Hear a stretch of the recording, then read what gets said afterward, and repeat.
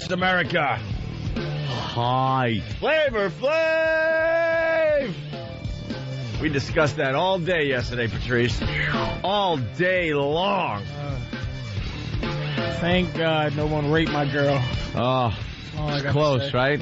Every time I had to go to the bathroom, it's like somebody got a hair balled up in their fist. It's like, I'm just going to leave this steak here with these lions for a minute. What you with Fat Boy for? Come on, baby.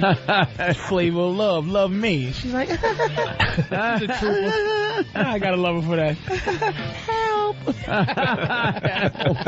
Help me. Come on, you know you love me more than that. Come on. We were just trying to do an innocent Halloween party for our fans. Oh, I'm so surprised. And it turned out that Flavor Flav just hijacked the whole thing. Thought it was a record release party for him. And an evening with Flavor. Yeah, an evening with Flav. How clueless is this guy? It's a bunch of white people in the crowd, and he thought that they were all there for him. It was a look, man. Maybe an evening with Flav. Brought out everybody. He's a great performer, though. He's 75, man. He's still 75. Yeah, boy. Blah blah blah. Blah. He's one of the greatest hype men. He is the hype man.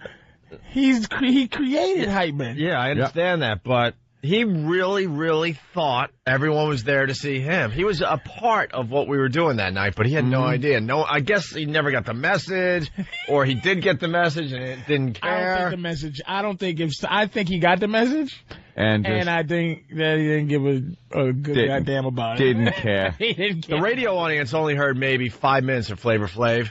He was on stage for almost an hour. I think it was 55 minutes. Introduced his family, his friends, one at a time. Kids. And they're all coming out, and they're looking at this audience like, what is this? What is wrong with this picture? And Flavor Flav was the only one that didn't notice that there weren't any black people in the audience, basically.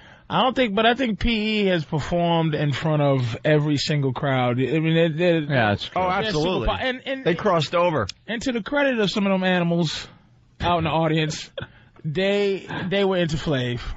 And I think some of his new stuff was good too. Yeah. I just can't deny Flav. I grew up on that. So you know what? That's what fantastic. I said. I said I didn't mind. No, we're not. Yeah. When he got out and started rapping and doing all that was great.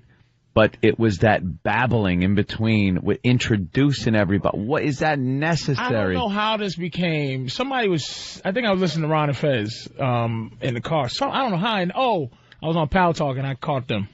Mm-hmm. And they were talking about how if this was another station, if it was Hot 97 or something, that would have been the event of the year. Right. It was a throwaway for your racist audience. It was like they're chanting nigga, nigga, and it's like, and then Flav comes out and he had seen all of that, and let me tell you something. Grandmaster Caz was there, who is arguably in the top 3 guys that you give credit for creating hip hop. Right. Raheem from the Furious 5, who you've never heard of. But Raheem and Caz is like saying, ladies and gentlemen, Frankie Valli, the first white man to steal blues. Give it up for who Weird Johnny Johnson. It's like Caz, the average person go Caz, but it's Kool Herc and then Grandmaster Caz as people who created hip hop, and they were there. And they were there. We don't know. And Hank Shockley, Hank Shockley, who was another dude, who they said looked like Mike Epps, the comedian Mike Epps. Yeah. Okay. He produced the entire Nation of Millions album, the one with Don't Believe the Hype, Night of Living Faceheads. The biggest, they're one of the biggest albums of all time. The top 5 to me, biggest hip hop albums of all time. And he was there? They all was there.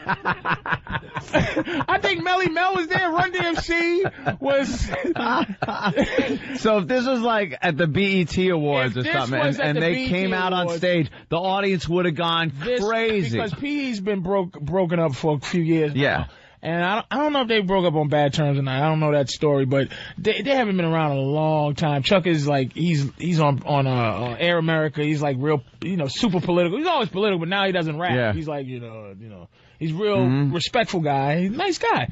And they haven't been together in so long, but if this was I'm saying you can say Hot 97, right? It doesn't matter. Who cares? Yeah. So if this was Hot 97 or if it was 107, it would have been the biggest event of the year. It would have been covered by the newspapers. It would have been huge. And the media all over the country. Ebony and Jet cover stories. Flav did an impromptu concert. He brought his mama, his kids, his kids, his crew, Grandmaster Cass. Chuck D was there, and Chuck D was there with the intention of being a rapper, right? Which he has not been in a long time. He hangs out with Janine Garofalo now, and the radio thing, and it was wasted on Grand Wizard costume, and not know, and you were pretty funny though, because every couple of minutes you would go, give it up for Flavor Flav. Flavor Flav, everyone. I was just trying to get him off the stage the easiest way possible. Let's move along. And then I would reach over and I would say to Obi every couple of times, and say, what he's doing now is called scratching. Scratching. I looked at Patrice at one point. I go, Patrice, now I know how you feel. This is good scratching. Being the only black man in a white man's world. It felt really good. I was very I'm sure happy. it did. Oh, you two jackasses. You had your hands in the air like you just didn't care. I saw you leaning back in your seat, smiling, going, "Oh, you were savoring the moment." You were taking pleasure. Stupid wizard costume on, dude. I had my wizard. I did. I looked like the Grand Wizard of the Ku Klux Klan. Dude, you were taking pleasure in the fact that our show was hijacked by this. And then, did you notice the costumes as this whole event's going down? Like you said, Flavor Flav and Chuck D performing for the first time in who knows how long. All these legends of hip hop. And in the audience, there's a guy. Well, he can't say it over here, but he's dressed as a male member. Right. Yeah. You got No Filter Paul in blackface on the side of the stage. And you had a guy as Flavor Flav. As Flavor Flav. You got a flasher. You got all these crazy costumes. Here's what made me. I can't tell you how happy I was that you still had to do the costume party after Flav shut it down. I was like, hey, fellas, take care of yourselves. Yeah, you left with the posse. I'm out. You left with the posse. I'm out. You still had to do that dumb costume party. Yep. And the psychos was standing there still waiting to show their costume. Nobody cared. It was like, go Flavor. At that point, it was over. Oh, he just destroyed our whole show. Destroyed the energy. You know what it was like? You know what it was like? That would have been like Simon and Garfunkel getting back together in front of the Nation of Islam. Yes. Yeah. At Mosque number 7. Right. In Harlem. Yeah. And here it is. A little brother. And the sounds of silence. Kick it. And this is my mom. And I'd like to introduce Barbra Streisand. Come on out, Barbara. Come on out. Bob, and the people would have been there like, when are these white people getting off the stage? I don't get this. I don't want to. I didn't pay for this. I didn't want to see this. Not knowing that it's like the biggest thing ever. They bring them back. A lot of hip hop legends on that stage, huh? I am a rock. I am a time. I See don't. what they've done to me. and they're doing that while everybody's waiting to do caramel apple dipping. Hey, where's the caramel apple dipping contest? How about the guys that are on stage? They're pretty much naked except for their underpants, and they got glue traps all over their bodies. And that's when Flav decided to come out. So then these guys are standing on stage just awkwardly waiting to move on with the glue trap bit. You gotta love his ethic, though. The dude was performing in front of just a crowd full of Klan members with costumes and just frothy eyes, and Flav just in this state of just, I don't know what state denial. he's in. I can't call it denial. Doing comedy when people are booing you at the same time as people are laughing is denial. Like, you're like, all right, let me just focus and plow through this. But he was not, he was going, yo, everybody say, oh, hey, yo, give it up for my mom, man. And my mom's, and, no, check it out, and then he go like that, he kept saying that. Yo, check it out, let me tell you something, oh, he's gonna tell us more. Oh, he's gonna tell us something else. And the great thing is that not for 1 second did I not believe that it wasn't going to be a race riot in there. And to the credit of I don't know who, maybe Kenny, Maybe the S1Ws that was with Flav. I think God intervened, knowing that the body count would have just been too high. All I want to ask you, for people that were there, all the O&A crowd, when Flav was performing, where were the... I already said that. We called him out on that. Where was it? Bothering poor Billy Burr. Yeah. Ooh, Billy. Where was it with Flav and his and a crew of Negroes? We called him out on it yesterday. Where were you? Because they're saying... Called him out. They were starting, F-Free FM chants, and they were out of control until Flavor control. They have some chants when you came out on stage. Oh, yeah, they was but where were they? Where were they when they had all these convicts on stage? But when the S1Ws and a couple of unknown Negroes that you don't feel safe with, good old Safe Patrice, part of the show, real Negroes came in your face, dressed up as Mousetrap, dressed up as me, dressed up as Flavor, dressed up as Opie. Oh, Negro, Jew. Where was it at? Where was Krusty Flavor chants? Nowhere. I bow to you, Nowhere Patrice. to be found. I bow to you today. You was in complete control. Although I saw your real side, too, in the green room. Like, I thought we were hanging with a real brother. Let me tell you something. I realized there's so many levels of brotherhood. And you're pretty low in the brotherhood ladder there, Let me tell you something. And I'm a homeowner now. There's a different attitude. I want to live. You gotta be responsible. Now, I want to live forever. You know how to pick it out. Now, Keith, you're a cop. You know how to pick out when you're in the streets. You know how to pick out brother that stays in a black neighborhood, lives there, knows a little bit of something, and you know the difference between this dude will kill me. This dude's face. He'll shoot me, and this dude is somebody I can be Mr. Officer with, and some dudes look at you like I said, you can only go so far. I'm hard enough to exist up to about 139. I got 139th Street look on my eyes. Wait, for the rest of the country, we got to bring him into this conversation here in Manhattan. Whitey, in general, we get scared going above 100 Street. Yeah, we go a little higher than that. We could go $110. The average... We could go $110. Average white Joe... And it depends on far on the... on the west side. And also for the rest of the country, we're broadcasting right now on 57th Street. So we could go from here north to about $110, maybe. Yeah. That's pushing it. It depends what time of day it is.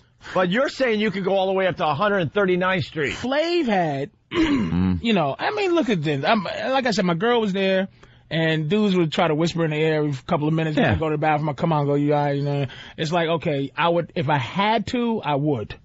But I'm not looking for that because he was with 4. Now, he had about 20. Yep. I'm not counting the 2 S1Ws who are security first word, the 2 dudes that were watching the quiet Kenny types. It was 2 black Kennys that were floating around. When Flavor moved, they Hand in the crowd. Guys were dangerous, but they weren't dangerous like, oh man, this jerk off. Sorry.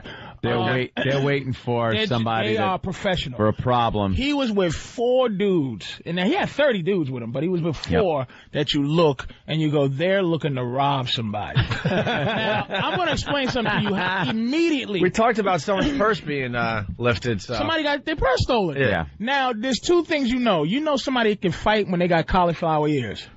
When their ears are cauliflower, you go, this dude fights, and he likes it, and he doesn't care that his face... When you see somebody with a tattoo on their neck, they don't care. Yeah. They're not trying to get a job. They're not trying to coexist with anybody when you got a tattoo on your neck. And he had a couple of neck tattoo dudes. And then you could fake it if you want, but you see it was a couple that poor security guard, it was like, all right, where's your Opie and Anthony passes with your 2 faces on it like with her goofy mug. I think I saw a couple of rip laminated backstage access passes.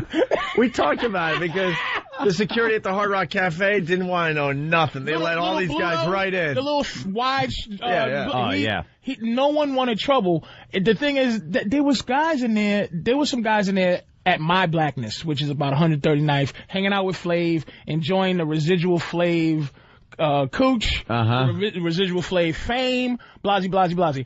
But he was with dudes that just wanted to cause some problems, that look you up and down, and get you. It's as simple as that.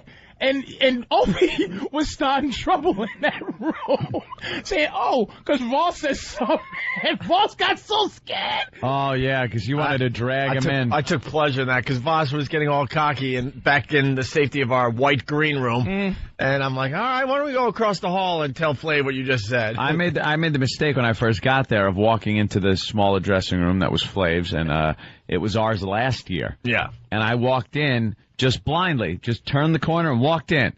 And a couple of his boys are in there, and I went, hi, gentlemen. Didn't get an answer. Got this look like, what the hell are you doing in here? And then I just went, okay. I turned around and walked right out. Walked right out. These guys wanted no part of me. They did no clue that I even belonged in there. This is becoming just an ugly scene. But he's beloved, though. That's another thing. I'm not going to say Flav, that's who he is. He's just beloved by the hardest of the hard. I mean, Flavor is a hero to the... Somehow they know who to latch on to it at any given moment. And Flavor Love, man. Flav's got some popularity now again. Massive show. In the hood, it is... It is bigger than NBC Nightly News. Yeah. Just huge. It is humongous. And I'm going to say something about Flav real quick. That show, I couldn't watch it for one reason. I've seen all kinds of porn. Mm-hmm. All kinds of porno. And nothing bugs me more than watching that old man kiss in the mouth. No kidding. All these girls. It bothers me more than bestiality porn. I have seen a pony do things to people, and I've watched it. Man, hallelujah to you. And tongue kissing, watching him tongue kiss, I can't watch it. No, impossible. I watched every episode of Flavor of Love season 2, and you nailed that, man. Yup. Like, oh God. It just time to fast forward. Yeah. All right, we got to take a break, but we wanted your take on that because this thing is becoming legendary now. Flavor Flav came and just hijacked our whole Halloween did show. A nice hour and a half because he did an hour in the middle. Before the show, right? He did he did about 10 minutes, then went back to his dressing room, then came out and did almost an hour. Almost an hour. Thought it was his special day. I really loved it, dude. You know, he thought it was a celebration because his record was dropping. That's the flavor I love, man. Dancing around, jumping on speakers. He's 97.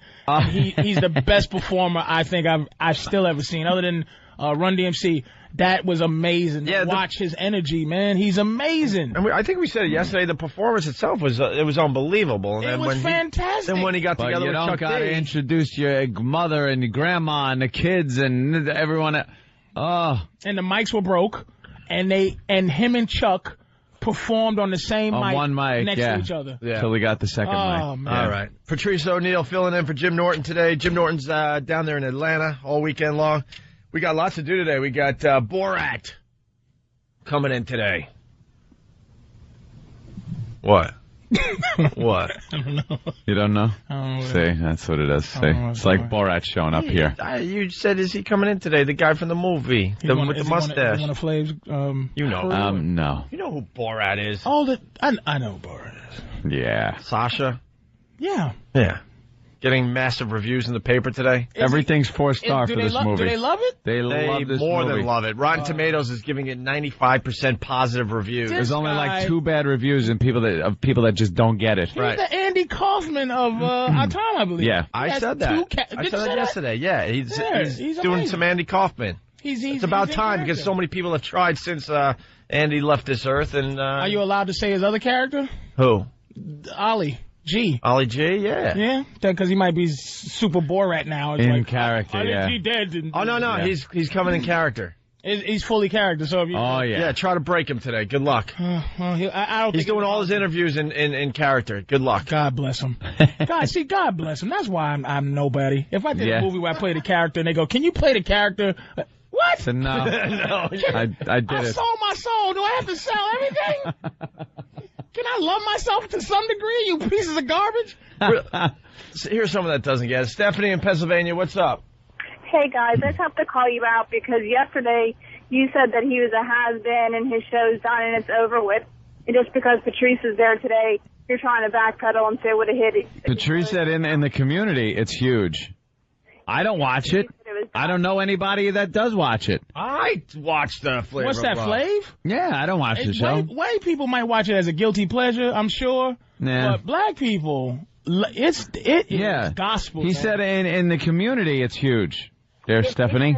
We acknowledged that his performance was really good. And yesterday I said, when he was rapping, it was cool. But when he talked, it was like, get him off. This sucks. We had a problem with him introducing every single person he knows. Did you listen to what we said, Stephanie? We had a problem. Now she's got me pissed. We had a problem that he hijacked our show. What did you hear that we didn't say yesterday?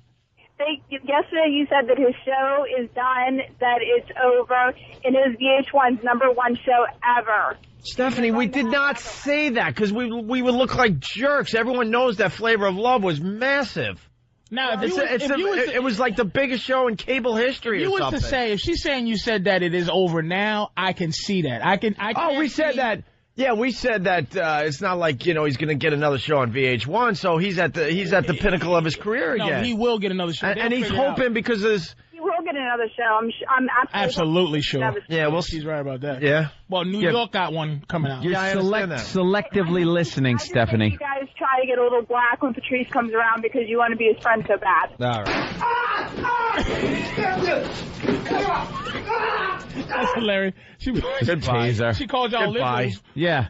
Goodbye. Yeah, what the hell is she doing? Trying to get along with a black man. Screw off, Stephanie. You piece of crap bitch. Shut up. I hate these hate that whore. I hate you, you whore. Go satisfy your man. Make him a cup of coffee. I hate people that do their selective listening with this program. We said the performance was good. We were bummed that he was on stage for 55 minutes. We were bummed that he completely hijacked the show and introduced everybody he knew. We were bummed ourselves that we weren't brave enough to try to figure out how to move him along, okay? We were trying to figure out who told him that it was his private party. We said all that. We said we had no clue who we were, what we were doing there. I said Flavor of Love. I said I loved the Flavor of Love on VH1, but we also said that this might be the pinnacle of his second career here, and it might be going downhill now because he's trying to use the success of the show to get the rap album going. And I don't know if it's going to work. I went to Virgin. Me and my woman walked to Virgin after the Hard Rock, is it Virgin? Yeah, and bought Flavor's. See, so it worked. I bought it. There you go. Yeah, it got a sale. Yeah. It got one sale. Jay, what's up? Everybody else there was like, Patrice up on something. What? Hey, I just want to put Patrice up on something. What's up, Daddy? What's up? Yo, man, the backpedaling that these two cats is doing right now.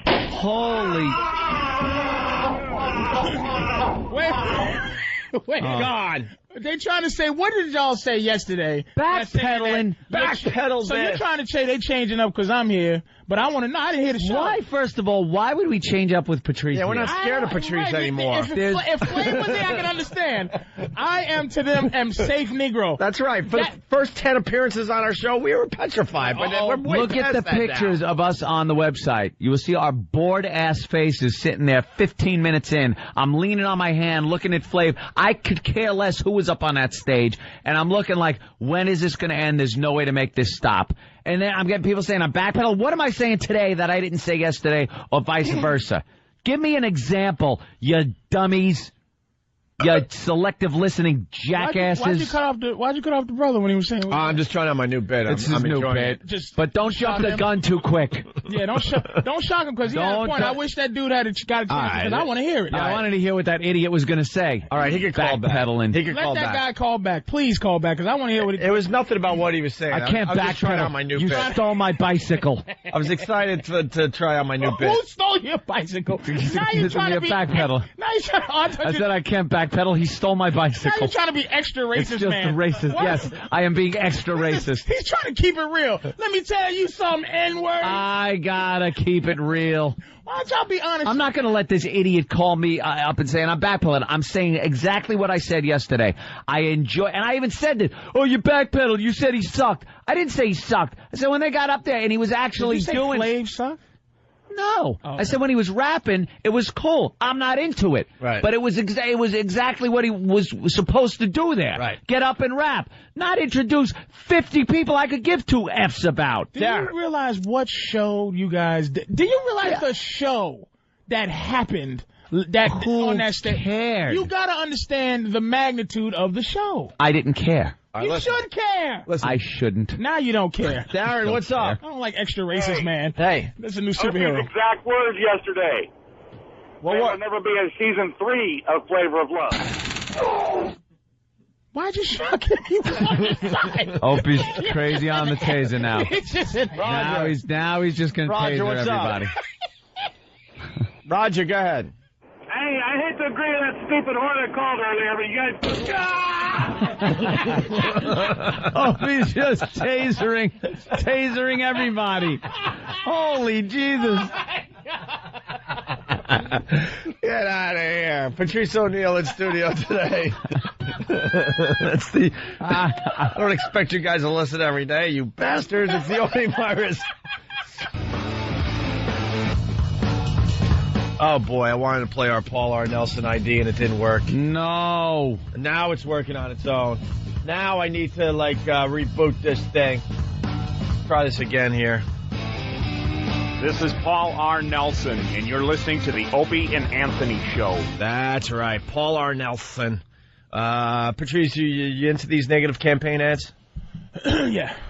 Love him. Watch him all the time. Here's a negative campaign ad. Dimitri Martin has got a big ad campaign. But go ahead. Huh? What? Make my stomach hurt. Who? Damn it. Never mind.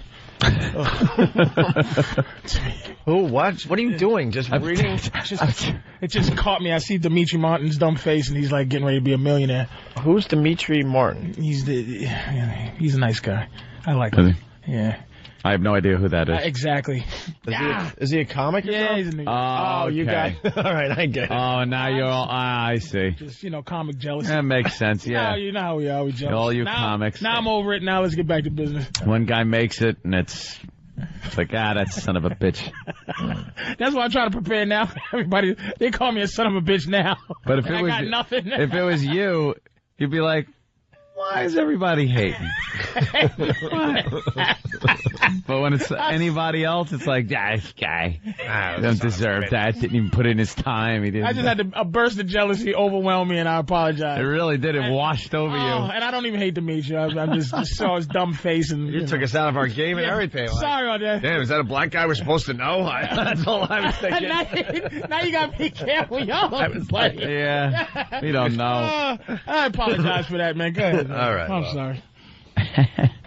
No, we love this guy, Paul R. Nelson, Patrice. We started playing negative campaign ads, and the best ones were from Paul R. Nelson about this guy, Ron Kind. Ron Kind, and what he does, he puts a W, a big W, in front of Ron, and then a G at the back, so it's wrong kind.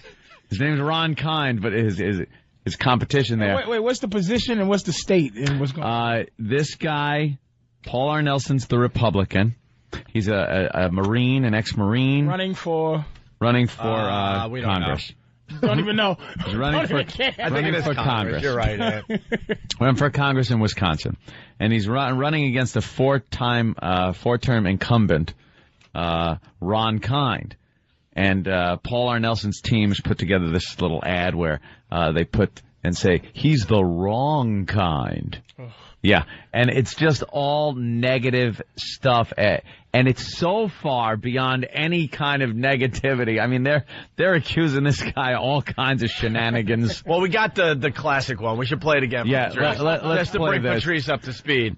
This is the one where we were playing a lot of negative political ads, and they were all good. And then we heard this one, and it was all about Paul R. Nelson from that day forward. I'm Paul R. Nelson. Listen to this. With our servicemen and women facing death every day, what kind of congressman would try to gut military spending? The wrong kind, Ron Kind. That's right, Congressman Ron Kind is repeatedly voted to deprive our troops of the funding they need to fight for us. But Ron Kind has no trouble spending your money. He would just rather spend it on sex. That's right, instead of spending money on cancer research, Ron Kind voted to spend your money to study the sex lives of Vietnamese prostitutes. Instead of spending money to study heart disease, Ron Kind spent your money to study the masturbation habits of old men. Ron Kind spent your tax dollars to study something called the bisexual, transgendered, and two-spirited Aleutian Eskimos, whoever they are. Ron Kind even spent your tax dollars to pay teenage girls to watch pornographic movies with probes connected to their genitalia. Ron Kind pays for sex, but not for soldiers. If Ron Kind had better priorities, you wouldn't be having to hear this. Ron Kind is out of touch, and soon he'll be out of Congress.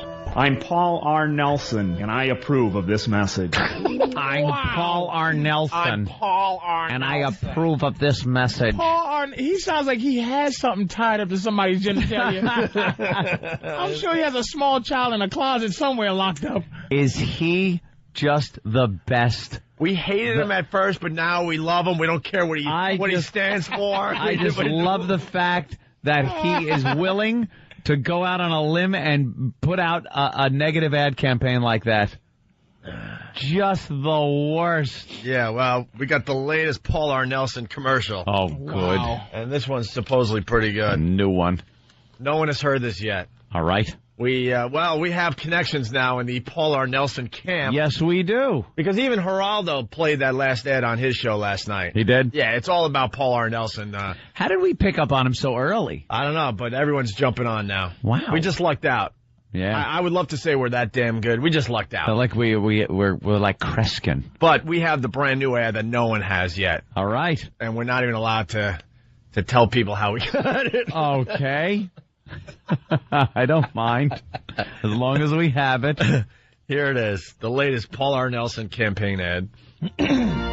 Dearly beloved, we're gathered here to witness the marriage of this man, Bruce, to this other man, Bubba. If anyone objects to the marriage of Bruce and Bubba, let him speak now or forever hold his peace. Well, preacher, I object. Oh, thank God. State your objection, sir. Well, preacher, it's two dudes.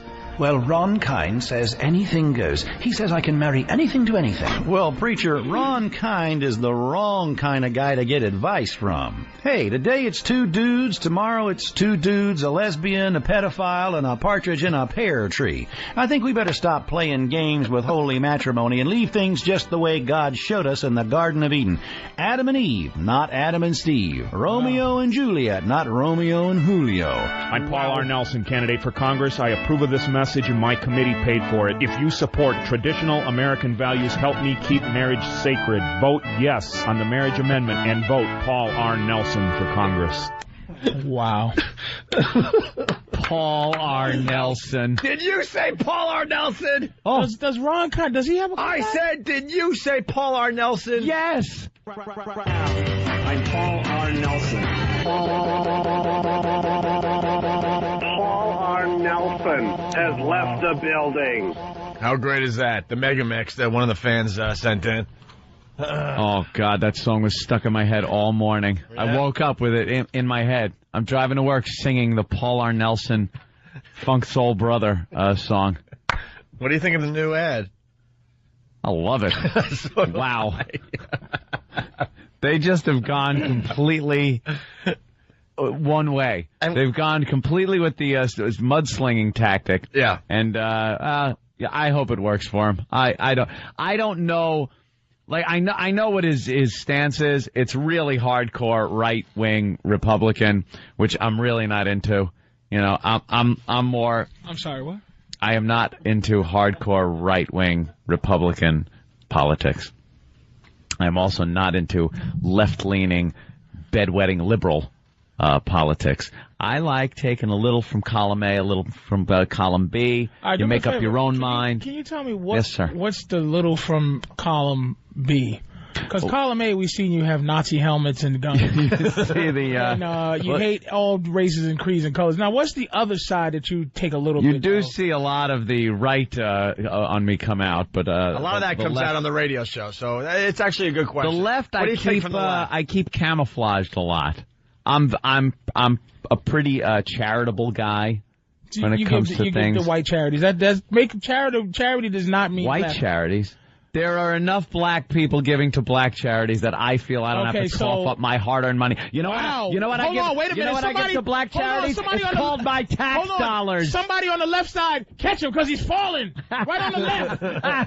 Hold on, he's leaning left. He don't give to no nigga charities. It's called my tax dollars. Those are my charity contributions to the black community. What is the left side? The left leaning that I have a little bit. Oh my God! I'm not. I'm kind of with you, Patrice. I don't really hear a lot of the left coming out of Anthony. I'm not one of these staunch supporters of George Bush. I think he's a boob. I think that's not even that's not even his wife don't even like him no more. How about gay marriage? Come on, gay marriage. I'm fine with that. Come on, I could care less. There you go. Gay marriage. Gay marriage. He wants Bruce and Bubba to get Tony married. Duke. Abortion. I say let women have them whether they want them or not. In some cases, I say let the boyfriend make up their decision. Oh, can I interrupt for you almost ambidextrous? Can I interrupt? Dr. Martin to surgery. Doc Martin. Wham! One right in the old bread basket. Big phony. Can I jump in here for a second? Al from New York. Al. Hey, I just got to know, is that a bit you guys made, or is that a real commercial? See, that's what's getting so confusing now. People really think we're just making up Paul R. Nelson commercials. That is a real Paul R. Nelson commercial. The commercials you've heard that's going to be hitting the airwaves very soon. Genuine Paul R. Nelson commercials. The song is a remix that somebody did. That didn't come from the Paul R. Nelson camp. No. Although, I think if he wins, they should play that behind him as he's accepting his victory. At the podium. Wow. All right. Wow. Thank you. Let's say hi to Steve in Jersey. Steve.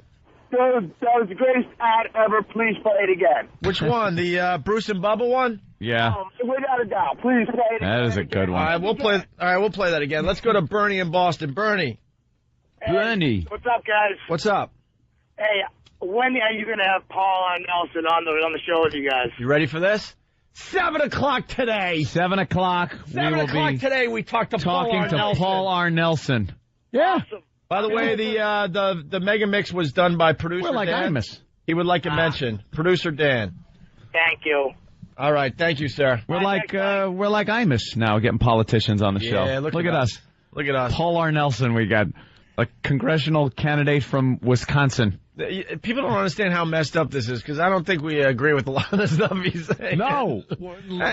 And we know that Ron Kind isn't obsessed with the masturbation habits of old men. And we know it we see through all this crap. Do you have his platform? These guys? You can't tell from that commercial? But I'm saying all of his whole platform. It is so right down the right-wing line. Yeah. I mean, anti-abortion, anti-stem cell research, anti-gay marriage, staunch supporter of Bush and the war in Iraq. Anti-sex in general. Really? He's not just for procreation. He's not into sex. Seems like a very religious guy, very family-oriented guy. He's got the wife, the kids, the whole thing, and he's just using Ron Kind's platform of what he wants. What Ron Kind was doing was trying to get a bill passed that would fund a sex study. That included all these things, like Vietnamese prostitutes because of the spread of AIDS. Like they wanted to see how that worked. The old men taking care of themselves at the old age home is just like the sexuality of older people and what they might need to make their lives a little better as they get older in that way. Just this overall sex study. But he made it sound like in that commercial, like he's pulling out tax dollars going, show me some Vietnamese prostitutes. Here, I got some tax dollars here. All right, hook up that electrode over there to that teen girl and let her rip. You know, it's kind of taken out of context. Oh, yeah. That is hot. By the way, that is sexy. And he justified it by saying, you know, if he wasn't doing these things, you wouldn't have to hear it on our commercial. That's right. But we're going to tell you anyway because he knows it makes a good commercial. On the official Paul R. Nelson website, we get a plug. T-shirts. The Paul R. Nelson T-shirts are officially sold out. And then he writes, thanks, Opie and Anthony. Yeah, I guess a lot of the pests and fans of this show absolutely wanted the Paul R. Nelson T-shirt, so they went to the website and they're wearing them now. Just the dregs of humanity. Why? Walking around with the Paul R. Nelson. Why can't you support... All right, look, because I'm Paul R. Nelson. I'm Paul R. Nelson. Let's play the spot again. I guess nobody serious is that funny. Yeah. Once again, here's the latest Paul R. Nelson commercial. It's entitled Bruce and Bubba. We can't write funnier stuff than this. No. great. Dearly beloved, we're gathered here to witness the marriage of this man, Bruce, to this other man, Bubba. If anyone objects to the marriage of Bruce and Bubba, let him speak now or forever hold his peace. Well, preacher, I object. Oh, thank God. State your objection, sir. Well, preacher, it's two dudes. Well, Ron Kind says anything goes. He says I can marry anything to anything. Well, preacher, Ron Kind is the wrong kind of guy to get advice from. Hey, today it's two dudes, tomorrow it's two dudes, a lesbian, a pedophile, and a partridge in a pear tree. I think we better stop playing games with holy matrimony and leave things just the way God showed us in the Garden of Eden. Adam and Eve, not Adam and Steve. That's terrible. I'm sorry. Not Romeo and Julio. I'm Paul R. Nelson, candidate for Congress. I approve of this message, and my committee paid for it. If you support traditional American values, help me keep marriage sacred. Vote yes on the marriage amendment and vote Paul R. Nelson for Congress. Vote Paul R. Nelson, people. Yeah, he'll be on the show in a few minutes here. Paul R. Nelson. This segs into something that's been pretty cool. We've been asking the listeners to come up with political ads for members of the Opie and Anthony show. Yeah. And there's a couple that came in that are really funny about Anthony. Yeah, I don't understand it.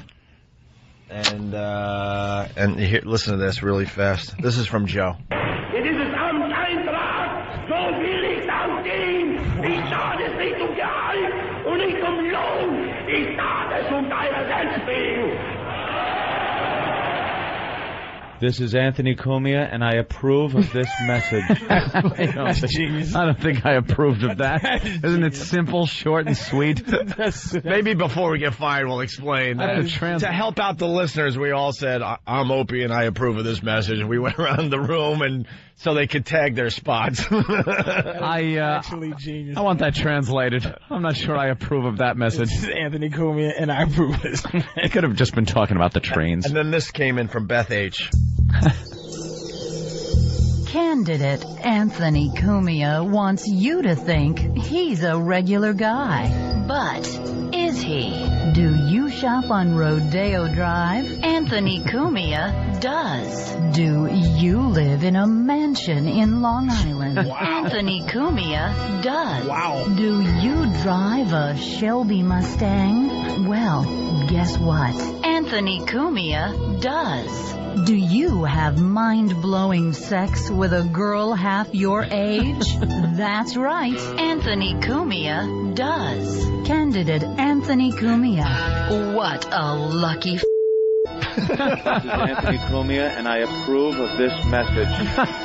The tag. Wow. Wait, is that an anti-you? But she started off saying he wants you to think he's a regular guy. It sounded so anti until the end. Yeah, but then he realized, you know what? This isn't a bad thing. How come they're all about me? That should have been an Opie. This is Opie. Greg Hughes, and I approve of that message. I'm kind of happy they left me out of it, man. But we all threw our tags out there. Jimmy did, everybody, but they're all about me. They left me out of it. Here's the last one we'll play for now. Anti-Anthony. This is from John in Hartford. This is one of my favorites that came in. Well, that ain't it. No. Anthony Cumia. Hold on. But that was another one against me. Jesus. Who they hate me. Before you went to the polls... No, here it is. I'm not having a good time with these CD players lately. Before you head to the polls this November, Steve C. would like you to know a few things about his opponent, Anthony Cumia. Did you know that Anthony Cumia doesn't like black people? In fact, he lives in one of the whitest neighborhoods in greater New York City. And though he may be surrounded by Jews, it's a known fact that Anthony Cumia is a Nazi. And during a recent skit on the Opie and Anthony program, Anthony played the part of Senator Mark Foley. Kid toucher? You decide. Steve C. speaks with perfect enunciation and inflection. Steve C. has never had a girlfriend placed in a loony bin. Steve C. cares about the environment. He drives a hybrid, not some flashy Mustang. Steve C. cares about the environment because he lives in the environment. Grr. Paid for by the World Wildlife Fund. Steve Irwin, treasurer. Steve C. That was a pro Steve C. Yeah. Martini Steve? Yeah. All right. Anti-me. Anticlimactic. The other ones were a lot Actually, what was good about it was the music in the back. You got to hear it. Yeah. The ominous music when they talk about me. And then it gets all trumpet. nice. Yeah. Right. Patriotic. But that's what they do in all these spots. We got to step aside. This show's going to move real fast. We got Paul R. Nelson next. We also have Borat coming in about half hour, I guess. Nice. All right. Patrice O'Neill in for Jim Norton. Jim in Atlanta all weekend long. There you go. There's all the info you need. It's the O&A virus spreading across America. It's good to know. Phil Mushnick. Phil Mushnick. Phil Mushnick. Phil Mushnick. Phil Mushnick. Ned Ryerson. He's sports writer, I guess. In the New York sports Post. Complainer. He's not even a writer. He just bitches about everything. You know what? We like to bring the whole country into our discussions. I have no doubt every paper in America has a Phil Mushnick. This guy's in the sports section. He writes a column, and he does nothing but bitch and complain about people that are working for a living. Yeah, here's the deal. He writes a sports column, so you would assume right off the bat he's got to be a fan of sports. But you read this column day in and day out, and you realize that maybe he's not into sports anymore, and he should go write about something else. Yeah.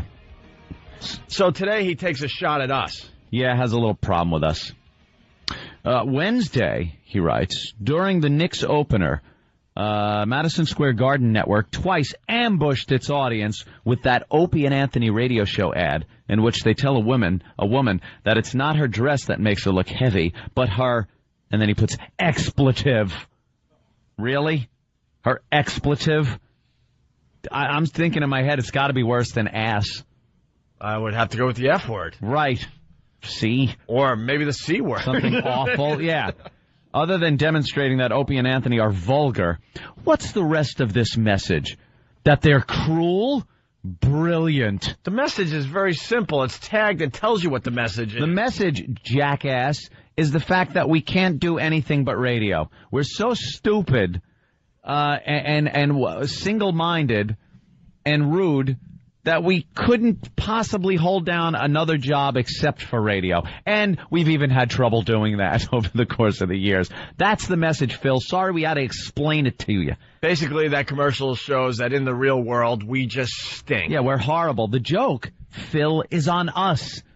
That we can't work, we can't operate as normal human beings in real life. So we have to sit behind these microphones because it's the only place we can really function. See, Phil? God, when you got to explain it to retards. And while these two champs are so hip and happening, should we forget they eagerly threw in with Vince McMahon to host his NBC XFL pregame show, which was not only pure and predictable garbage, but served as the warm-up act for history-making garbage. Well, Phil, yeah. But you know something? Well, he's always had a problem with Vince McMahon. Yeah, he hates Vince. He goes after Vince McMahon all the time. Hates him. Not as much lately, but he thinks, that all those wrestling shows don't have a place in our society, don't have a place on TV. And he was really jumping on them when they were at their peak. Right. You know, where a lot of people were watching and entertained by it. We're embarrassed that we did the XFL because it didn't go anywhere. That's the only reason we're embarrassed. And let me tell you something. I got no embarrassment for it. Somebody offered it. We took a shot at something. It's not like a Phil Mushnick ever takes any chances. He's the kind of guy that will sit there and die at his desk at the New York Post after 50 years of just bitching about just a miserable guy other that has people that are taking chances and working and doing things. Just a miserable guy that has no business writing about sports at this point. He doesn't like it. He hates what sports has become. So move on. Go find another hobby. Perish the thought he'd take any chances or do anything. Yeah, go do something new if you're not enjoying what's sports anymore. We took a shot at it. It was years ago. It bombed. Actually, I'm not even really that embarrassed. It was NBC. It was pretty exciting. Let me say, it was cool. Who am I kidding? It was a career highlight for us. Phil Mushnick. Phil. Shark Hunter.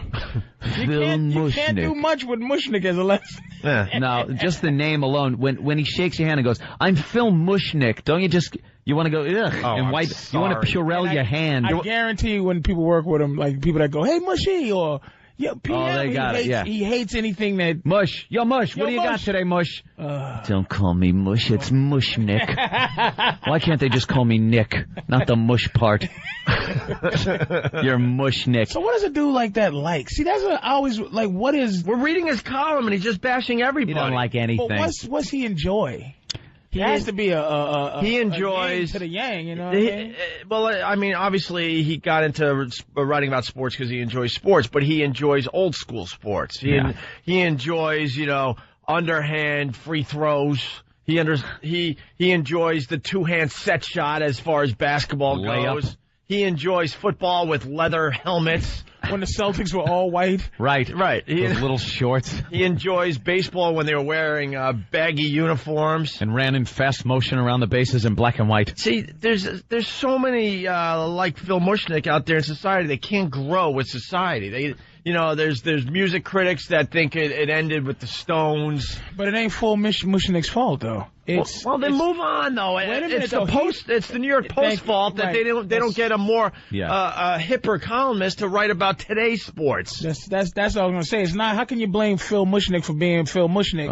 Look, Phil Mushnick. Look, no problem. You know, I'm sure bashing it is part of the job, sure. But all I read is him bashing. I don't see an inkling of this guy actually enjoying watching sports.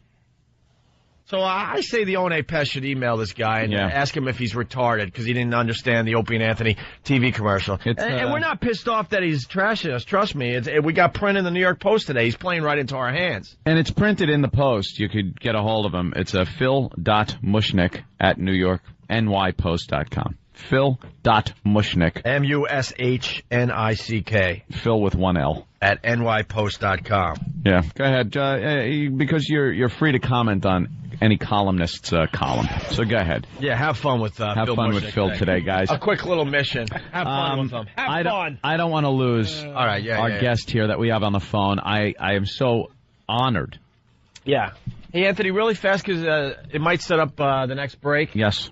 John Alberts from Long Island. I have no idea what this means, so please give me more info. It says, all it says on the instant feedback, that Super Bowl champ died yesterday in a car accident. Some bitch ran a red light, just thought you'd like to know. Punching out John.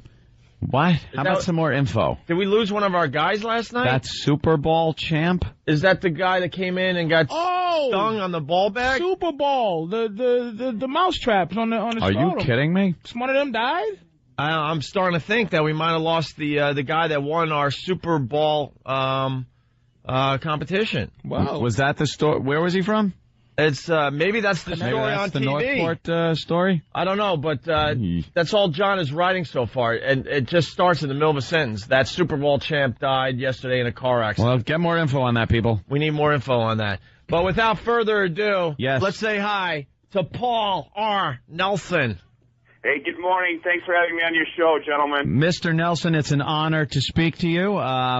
We've been keeping track of your campaign over the course of the past few weeks. And, it's an honor to talk to you.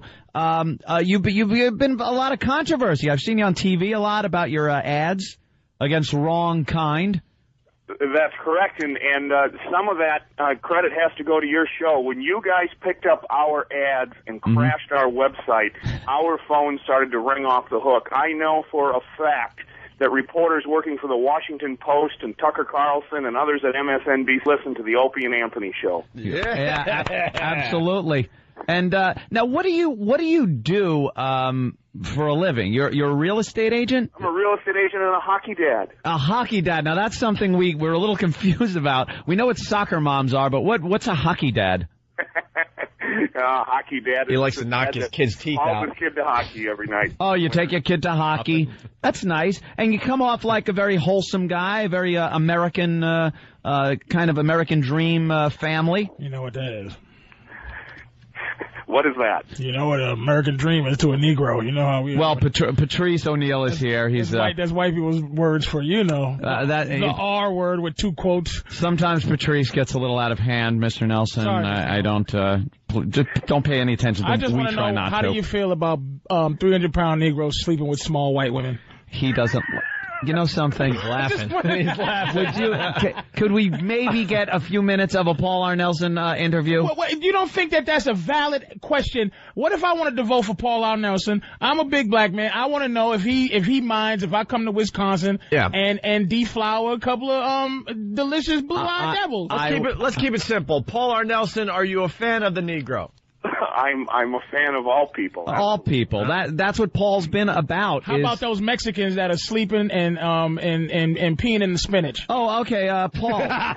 What about immigration? What's your stand on immigration and the situation we have with a lot of illegal aliens coming over the border? Sure. Hey, we've been very clear on our positions in our ads that we're not a very nuanced campaign. We try not to leave a lot of room for ambiguity. I would be against illegal immigration. Of course, Wrong Kind would be one that would want to sponsor amnesty for illegal immigrants. So that's all we're pointing out. And people keep talking about our attack ads. You will note in our ads that we do not go after Mr. Kind for personal financial malfeasance or marital infidelity. We are simply pointing out his voting record. These really are not attack ads. They're really what the campaign is supposed to be about. Telling the voters the difference between what the two candidates would vote. I understand that, Mr. Nelson, and believe me, I am a fan, but let me play the devil's advocate here. Do you think that your ads kind of leave it a little vague as to where that money was going, really? It kind of comes off like a Wrong Kind is taking the taxpayers' dollars and going to Vietnam and paying for hookers. It sounds a little worse than it really is, because I think in actuality it was a bill based on a sex study all wrapped up into one. And it kind of sounds like these are separate incidents in your ads. Right, and but the language in this ad, and that's why we put the NIH grant numbers, the Toomey Amendment number. I mean, we live in the information age. People can go to our website at paularnelson.com, and they can look this stuff up. This is part of the congressional record. The words that we used in the sex studies ad are part of the congressional record. It's actually really, really accurate, and I would certainly challenge. So you think Ron Kind is obsessed with the masturbation habits of old men? No, I don't think he's obsessed, but I do think that he knew what he was voting for when he voted to fund that study. Yeah. Paul, you mind if I ask you a quick question? Patrice O'Neill. Patrice O'Neill here. Black man. Two man to man. You don't think, just man to man, you don't think that hooking up electrodes to a woman's vagina and making her watch porno and see how she reacts to it is a little bit sexy, just as a man? I know you're running for Congress, but just as a dude chilling out with a beer, you don't find that to be hot? The point that we're making, whether or not we think that may be an interesting study. Yeah. That someone took the time to take an electrode. All right, be careful, Patrice, because they're dumping out. To take an electrode. Did they dump out on me already? Possibly. I just want to help you out. We're teenage girls, porn, and something attached. And electrodes. And electrodes. Let's just keep it at that. Everyone can figure it out. Somebody took the time to do that as a study. Yeah. That doesn't get just a little bit of a whoop. Like you didn't have to wipe your brow a little bit. A little sweat didn't drip down your face. Just a little. It's all right, listen, Opie and Anthony, I wanted to issue a public challenge on your radio show to have Mr. Wrong Kind actually come out from underneath his desk where he's curled up in the fetal position, sucking his thumb and asking for his sippy cup of milk and a blanket. I want him to come out from underneath the desk, and I want him to come on the Opie and Anthony show Monday morning, the day before the election. Right. And let's have the pests call in, and we'll have a debate on air. God, he knows Would about that the be pest and great? everything. Wouldn't that be great? Why won't he face you? Wrong Kind is scared to death of the things that we've been running, the ads that we've been running in this campaign, because as I mentioned, we have been running ads that accurately depict his votes. And Mr. Kind, his values and his waste of taxpayer dollars are well outside of the realm of the voters here in Washington. Speaking of which, we got the brand new ad. I don't know how we got it. Wink, wink, nudge, nudge. The Bruce and Bubba ad. I love the Bruce and Bubba ad. Well, we happen to think it's a moment of brilliance. You know, we have a lot of young people in this country that don't pay attention to politics because they think it's boring. And we put some things together that we think have made budgetary issues a little bit interesting, and now we put an ad together that we believe will make the gay marriage issue a little bit interesting to young people. And I don't think that young people understand how much power they can have in an election. Your listeners, they want to go on our website at paularnelson.com, make a small contribution to our campaign. We are beating the political life out of Wrong Kind with these ads exposing the way he's voting. So you're not a fan of the fruits? I'm not a fan of what? You know, fruity people.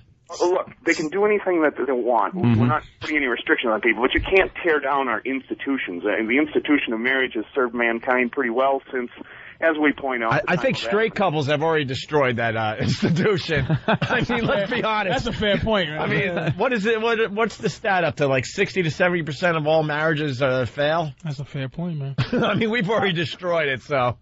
All right, Opie, you man-loving. Just take. That was a fair. You listen to Paul R. Nelson's ad, and you tell me if that sounds. I say let them suffer like us, right, guys? You sound like you tell me if that sounds like something you want this country running around with men walking around, men holding hands and being married. That's not me, Mr. Nelson. They only want to get married for insurance reasons. With your platform. They would stay doing because men don't want to get married, but they just do it because they didn't get insurance. Are you for anything like that, like some kind of legal, not a marriage, but some kind of joint partnership between gay gentlemen or women that they can then get benefits and health care together? Well, listen, fellas, anyone can go to an attorney. You can own property together.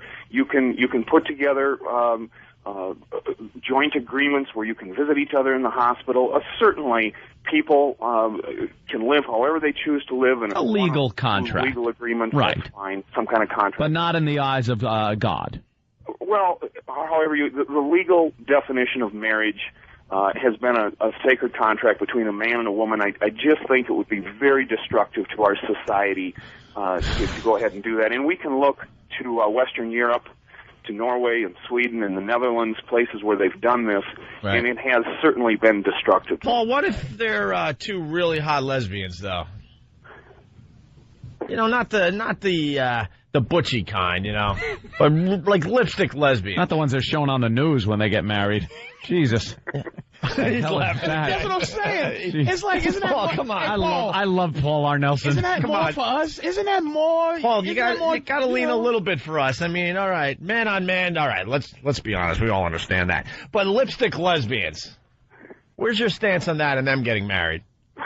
We speak gay marriage. We're gender neutral. He's pretty straightforward with that one. What's your stance on lesbians and electrodes? Well, he's already stated. How about Vietnamese lesbians with electrodes? With old men watching. That's something Wrong Kind wants money going. That's wrong kind. To Wrong Kind. Did you guys just sit in that room when you figured out that you could put a couple of letters at the beginning and end of his name and make it wrong? Did you guys just go, "Oh my God, this is great"? And as we were sitting at the table discussing this, we realized we had destroyed the man's political future right there and then because. How do the polls look, Paul? Not looking good for Paul. Yeah, we haven't taken a poll at this point. He doesn't want to know. No, why? What's Paul? You gotta be honest here. You know it's going to be really, really tough to win this election, right? No question. Every incumbency is extremely strong. Yeah, that's why incumbents, challengers have to come out and they have to make very articulate points, and they have to tell the electorate why it is that you should fire the incumbent. And I think we've been doing a fairly good job of pointing out some of those reasons. Hey, Paul, I think I can help you out. Yeah. Okay. I got pics. I got some pictures you might want to see. What, you got Wrong Kind there? I might have some pictures. What do you got? Don't believe him. Look how excited. You can tell how excited Paul R. Nelson is. I call him Wrong P. Wrong. He's Wrong Opie. What about abortion, sir? Where are we at? Hey, come on. You guys have listened to the commercial. I'm a pro-life candidate. Yep. 4 children, 1 on the way. So I'm a big supporter of children. Yeah, he's you're pretty much right down the line, Republican, conservative. That's probably a fair statement. Yeah, fair statement. How about taking it out from time to time there, Paul? You're like Sean Kemp. Paul, I gotta be honest. I once held hands with a man at a Mets game. Yeah, I have too. My dad. Aw, that's sweet. What? His dad. What about him? He held hands with him. Oh no, this was just another man. Who? That I wasn't related to. This is something I've never heard of, Paul. Oh no, I could see it now. The Paul R. Nelson and Anthony show. I don't want any part of this. Wait. Opie holding hands with them. I told the story on the air. Where are you at with me, Opie, holding another man's hand that I wasn't related to at a Mets game?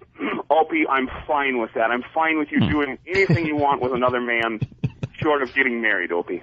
There you go. It was our own Danny, and I didn't know. I thought I was holding my girlfriend's hand, and they did the old switcheroo, and I walked out of Shea Stadium holding another man's hand. It's a true story.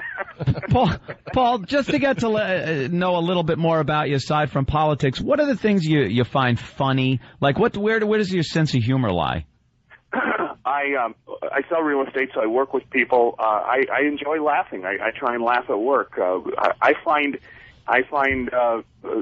everyday life things humorous. I enjoy Bill Cosby's humor. I enjoy Jeff Foxworthy. You might be a redneck. Well, it's it's the Midwest. You're losing us, Paul. You're losing us. He's a Midwest guy.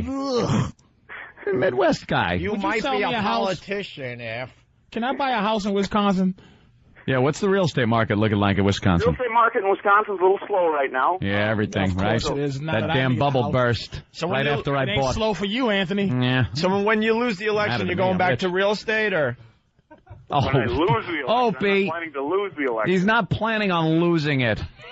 and I want to know, I am throwing my hat in the Paul R. Nelson ring, and I want everybody else that's listening right now in Wisconsin to vote for Paul R. Nelson. Whoa. Why? Because I like this guy. That's it? That's all it takes? I like his gusto. He's got gusto. We might not agree, Paul, on all of the issues, because it's very hard for everybody to agree on every issue that a politician has. But I kind of like this guy. He's got spunk. The fact that he doesn't like Italians doesn't mean anything to you. I don't know about Italian. We don't discuss things like that. And I don't think Paul R. Nelson has. He doesn't. He judges people as people, not as colors or immigrants. You got.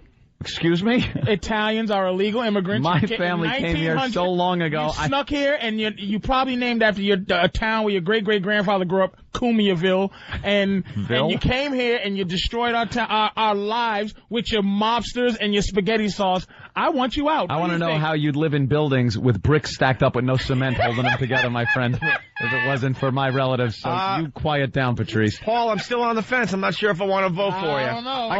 I got another. I'm being honest. I got another scenario for you. All right, let me tip you over here. All right. Here's what the main qualification of a candidate should be to the American people. All right. That is that the American people know unequivocally where the candidates stand on the issues.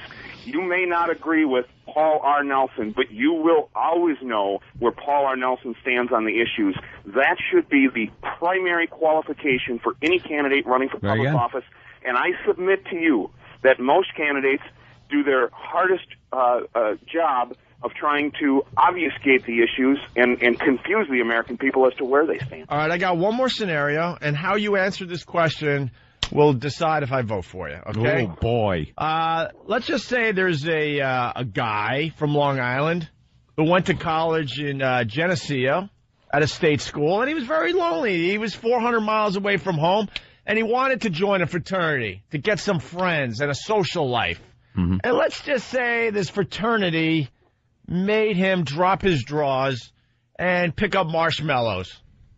And then maybe waddle across the floor and drop the marshmallows on something that represented maybe another fraternity that they hated. And he wasn't using his hands at the time. And he wasn't using his hands. Right. Well, where do you stand on that? As long as he's not marrying the marshmallows, I'm okay with that. Okay, see? I vote for Paul R. Nelson. Paul R. Nelson. And, Paul, if we may, this is a very good question that Patrice brought up. What does the R stand for? Raymond. Paul Raymond Nelson. Hey, Paul, did you hear our Mega Mix yet? I have not. Oh, you know what? We have heard your Mega Mix. And, you know, I wanted to thank you guys for that. You know, we noticed in our campaign office, by the way, we've listened to almost every show where you've been talking about us, and my campaign staff laughs until they cry. Oh, good. Yeah, we're really funny. They've become big fans.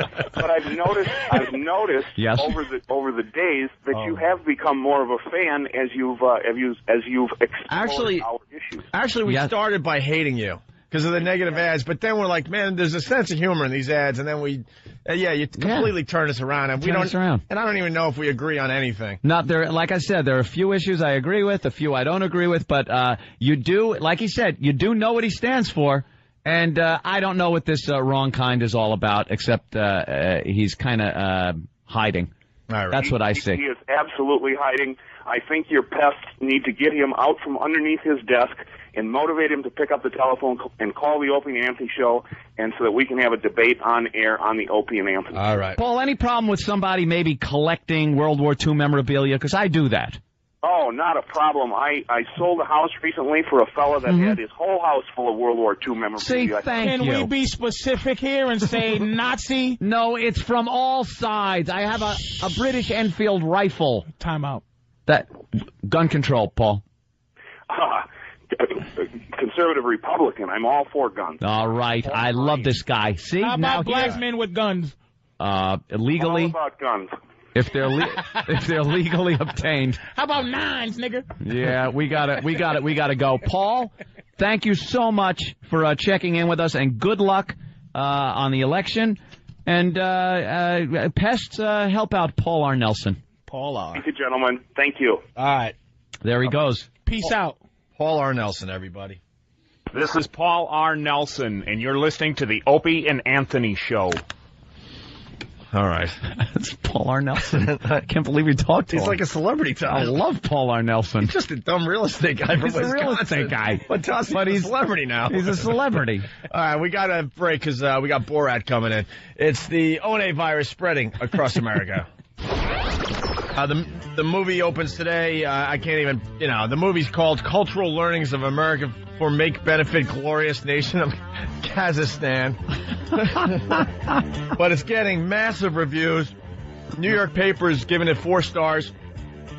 All of them giving it 4 stars in the New York papers, I guess. RottenTomatoes.com, 95% good review.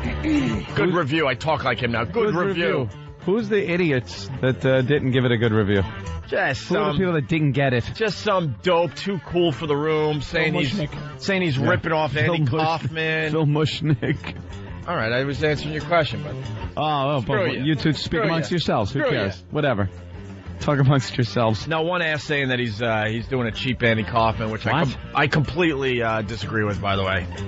The guy's just a dope. He's just too cool for the room. He has to be the one. Like, I'll be the one that writes the naked review on the movie. Phone ringing. How about Linda Stasi? Huh? How about Linda Stasi? Did she give it a bad review? I don't know. She doesn't do movie reviews, so. No? Well, hey, that was the big intro for Borat. What's going on? Maybe we can't do a better job than that. Maybe he's busy. He's in bathroom? He's in bathroom. Be right back. He's in bathroom. Be right back. Maybe he decided not to do our show. Maybe he got some last minute info on us. He was offended that Paul R. Nelson was a guest before him. Hey, we can take a break and completely catch up and then get into Borat. Oh, wow. I don't know. What do you think? Where is he? Is he taking a you-know-what? A duck? Is he panicking on us? No. What's happening? How can he panic? Hey, Borat! We're on in the bathroom, so. Are we? Borat! What are our numbers in the bathroom? How's it coming out? You doing good in the... 2 out of 3 stalls love us. All right. That's good. We're up. We're up a bit. I don't know what to do. Is he coming down the hall? Oh, my God. If we break, we could be back on track. Should we do that? He's going to have to wait like 7 minutes. All right, let him dump. All right, let him dump. Let him dump. I don't think anyone's going anywhere. Then jump right now. Make the decision. This is a big guess for us. We went long with Paul R. Nelson. We're taking another break. Make the call. All right, it's the One virus spreading across America. Anthony doesn't like that. Anthony doesn't like the kisses on the cheek. Well, yeah, it's customary in his country. I'll just go for a handshake. I'll just go for a handshake. No, he's got it. It's customary, albeit you would be insulting him. Very nice. Now you got to put some Purell on your cheeks, dude. I could. Hello. Oh, feel free to sit right here on this beautiful red couch. Yeah. Well, we tried to get Borat in about 15 minutes ago, but at the last minute he had to go to the bathroom. Yes, I had problem with my anus. Yeah. Last night, I'm very excited. I go to your nice restaurant, McDonald's. Yeah.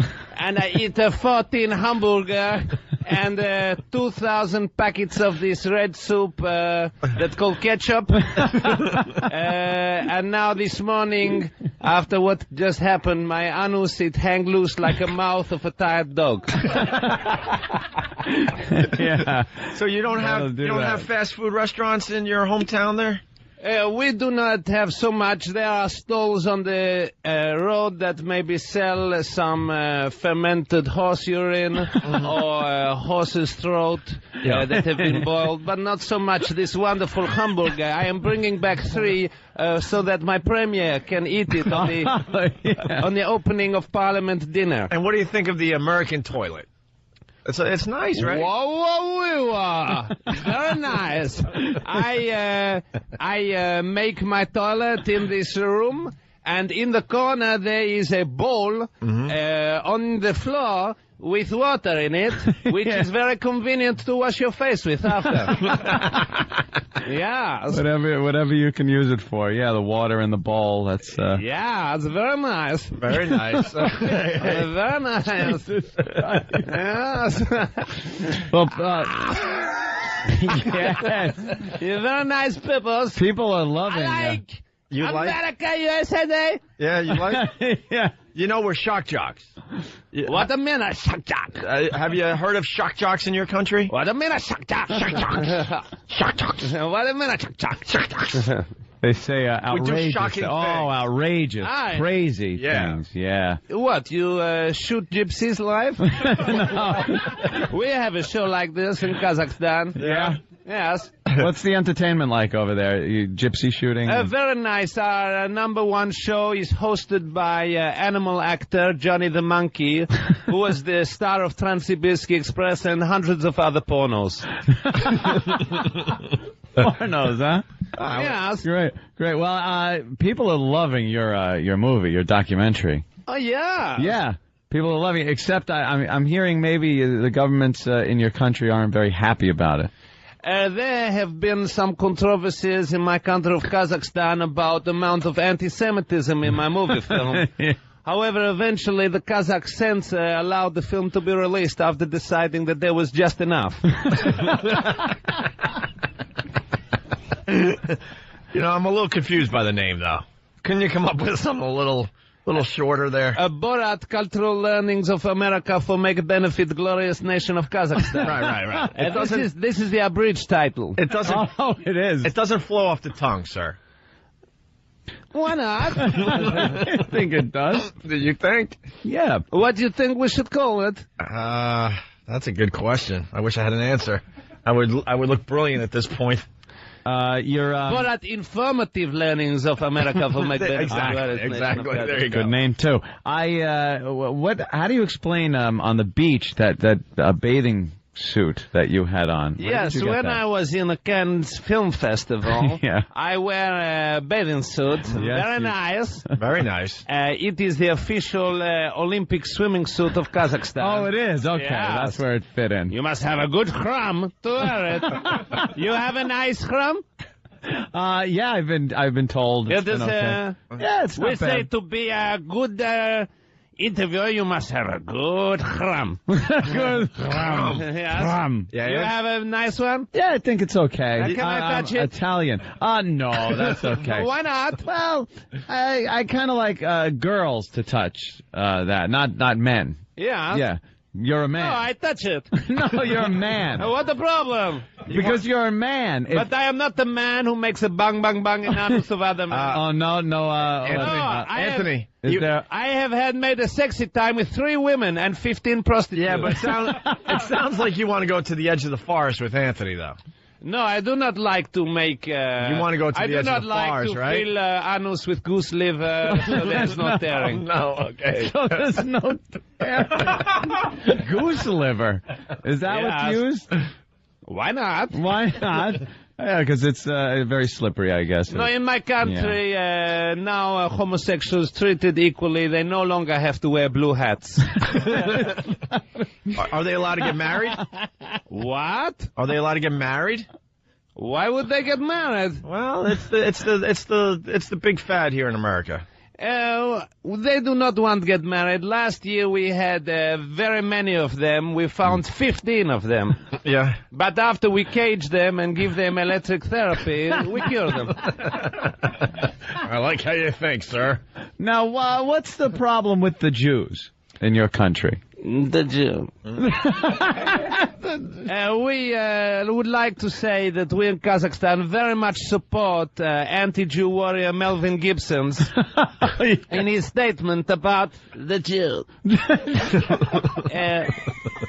He say that they start all the wars. We also have proof from our government scientists that it was the Jews that were responsible for the end of the dinosaur period. Your scientists have come up with that one. Yes, Dr. Yamak. Dr. Yamak. Just one scientist? Yeah, so Dr. Yamak, you have one scientist. He also proved that a woman's brain is the size of a squirrel. Yeah, again, like now, a little peanut. A lot of women are coming out and saying that. Look at this man, he is a big. Do you have? Hey, do you have that color in your country? We have one man like this. He work in a circus. People pay 25,000 tenge to touch his hair. He's called Gogol. You know him? Don't I look like Kazakhstani women? You are not a woman. You are a big man. Yes, sir. I would like to wrestle you with no clothes. And I wish I had the cram that I should have been blessed with. Oh, you don't have a big cram? Oh, I wanted a baby on, but I didn't get blessed with a big cram. Yes, mine is thick like a can of Pepsi. A lot of women have been talking about your film and saying that it doesn't show them in the best light. Like you. Thank you very much. It is not a problem. They are not allowed in the cinema. No, not where I'm from. We have a pen outside the cinema where you put your animals and your wives. Yeah. And you must give in a ticket stub to collect them. If they are not collected within 3 days, then they are resold. That's a great idea. Yeah, I like that. So obviously they don't vote yet over there or anything, right? What? No voting. Let's just laugh. We say to give a woman vote is like to let a monkey fly a plane. Very dangerous. We stopped letting monkeys do that ever since the Astana air crash of 2002. Yeah, we all heard about that. Oh, yeah, that was a sad day. Tragic. Yeah. Yes. Yes, he is a big, very strong, big black man. He wants to wrestle you naked, Patrice. Huh? He wants to wrestle you naked. I don't care. He wrestles people naked. All right, I'll wrestle him naked. How much is a Kazakhstani dollar or whatever you call it compared to American dollar? Our conversion rate is $1 is about 250,000 Kazakh tenge. Now, what does one Kazakh tenge buy you? It buys you a woman's. There's a lot of prostitution over there. Yes, my sister, in fact, is the number 4 prostitute in all of Kazakhstan. I read Congratulations. this morning, yeah. Yes. The family must be proud. We are, particularly since last month she received an award from the Minister of Industry for Best Mouth Party. Mouth party. Wait a minute, so one Sounds American dollar can get get me 250,000 Kazakhstani prostitutes. If you could find that many, I guess. Yes. Wow. He likes the prostitutes. Well, I mean, not the. Jeez, Yeah. they sound like the prostitutes. You must. I'm talking like he does. That's all. You must come stay in my house. You can eat my food. You can sleep in my house, and you can use my system. She is tight like a manzanus. And he likes to swing a little bit, you know. He likes to... I like to swing. Like Tarzan. Even he knows. I thought he was going to say like a gorilla, but he was like, oops. Yes. It reached there. Did he get Flavor of Love out in Kazakhstan on television? What? No. No, he doesn't know what that is, of course. When do you have to go back? Do you have like a visa or something? Yes, I must return soon. I stay in New York for a few more days, and then I go return. I'll arrive back in Kazakhstan maybe in 3 months. We travel. Yes. How do you travel? It must take. Yes, we go a boat, and then my son Bilak, who is 11 years old, and his wife is waiting for me. They have a new child. Who we are hoping to sell to Madonna. Yeah, that's pretty impressive. Yes. Would you ever think of living here? It's a very nice country, but I like very much Kazakhstan. It's a very similar place to America now. Really similar? Yes, we treat people equally. We have opened in May the Almaty Disabled Care Center. Oh, that's nice. Yes, That's very nice. nice. We have 300 new cages for them to live in. That sounds like a great industry. Yeah. In your country is the making of cages. Yes, and there is a There's public... a lot of cage stuff. Yeah, it's like the cage welder must do very well over there. Yes. I'm sure that keeps crime down. Yeah. Keeping a lot of people in cages, right? Yes. Yeah? Well, we should talk about the movie. For the people that don't know, you gotta explain your movie to everybody. It's getting great reviews. Oh, yes. Yeah, you don't even have to be here. So we appreciate 4 it. stars in all of the newspapers. And 4 star is good? 4 stars, very good. So the American government give it 4 star? Well, no, we have like newspapers that's separate from the government. We're supposed to. What? Different guys have different opinions. Yeah. What does Premier George Walter Bush think? We are very big fans of him. Oh, you like him? Although Of course you are. He is strong, although not as strong as his father, Barbara.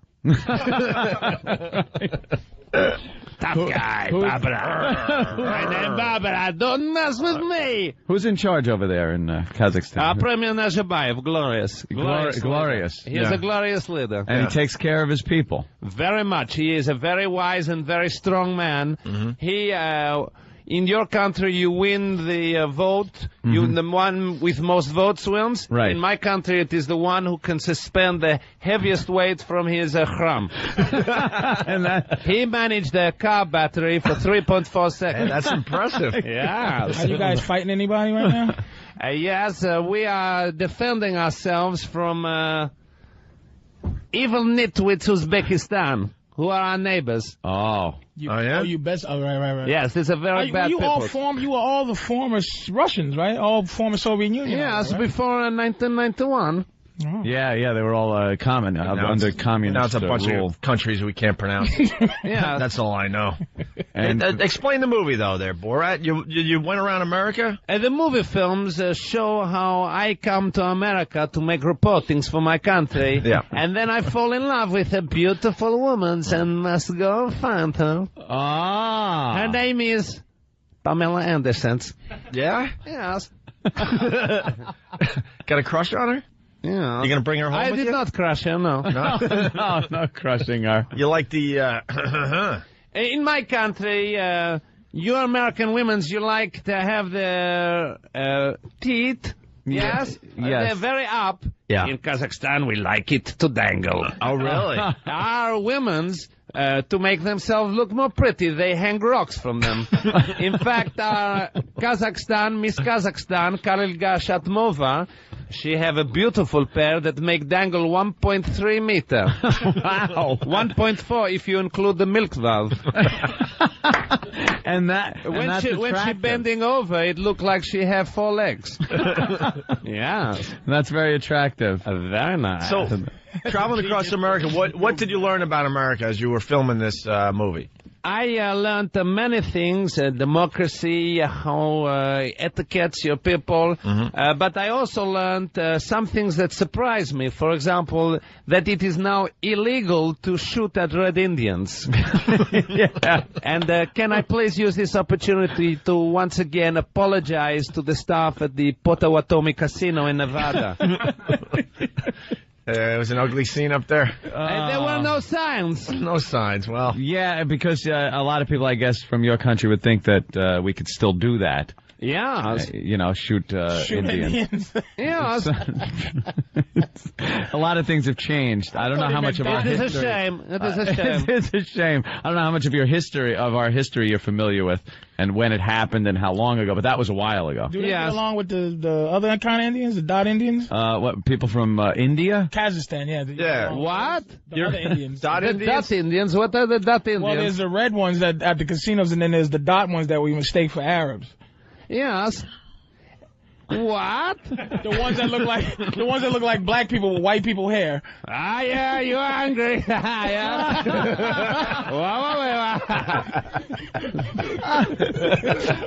Now you are fat. Whoa! Whoa, Borat! I like. Very nice. Just having fun here. Borat's messing with my self-esteem. I just asked about Dot Indians. Women would go crazy for you in Kazakhstan. They like it very much, a fat. Would they let me get on top in Kazakhstan, or what's the position? The known position, the best position. Most famous position in Kazakhstan is called the dog style. Ah, right. It's where the man stand up like this. Oh yeah. And the dog stand like this.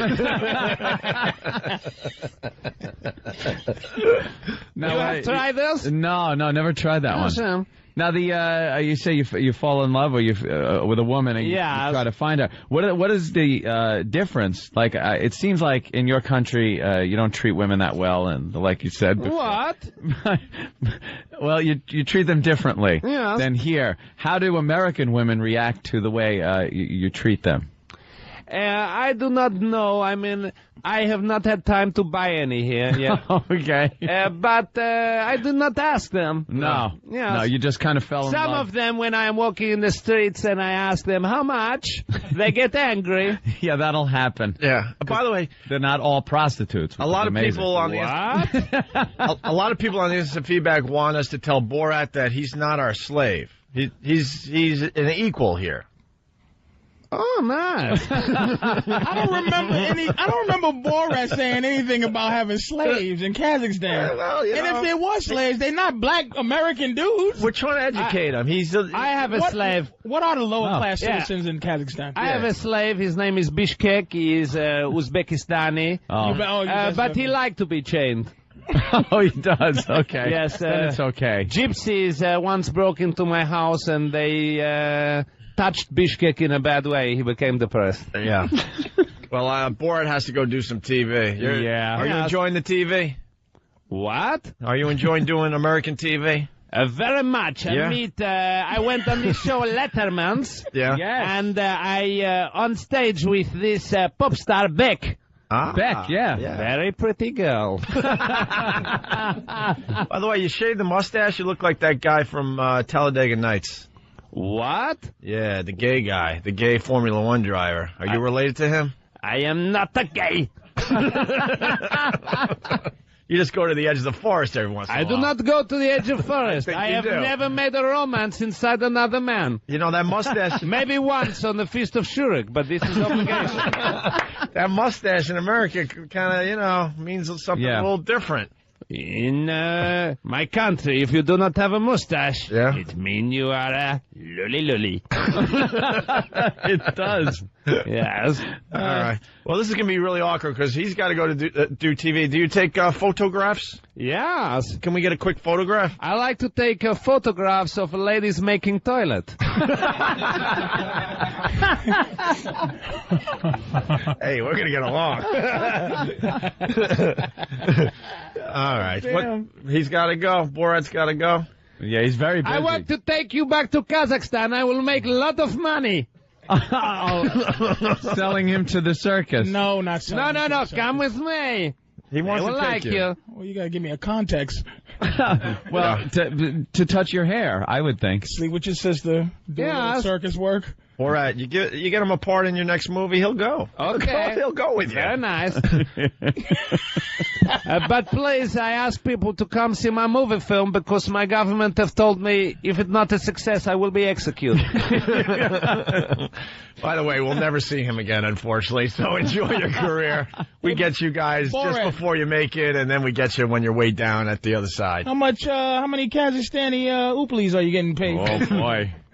For this movie. This movies. Yeah. This movies. How many prostitutes? Put it this way: how many prostitutes can you buy from this movie? Well, I tell you, it have made a lot of money in Kazakhstan.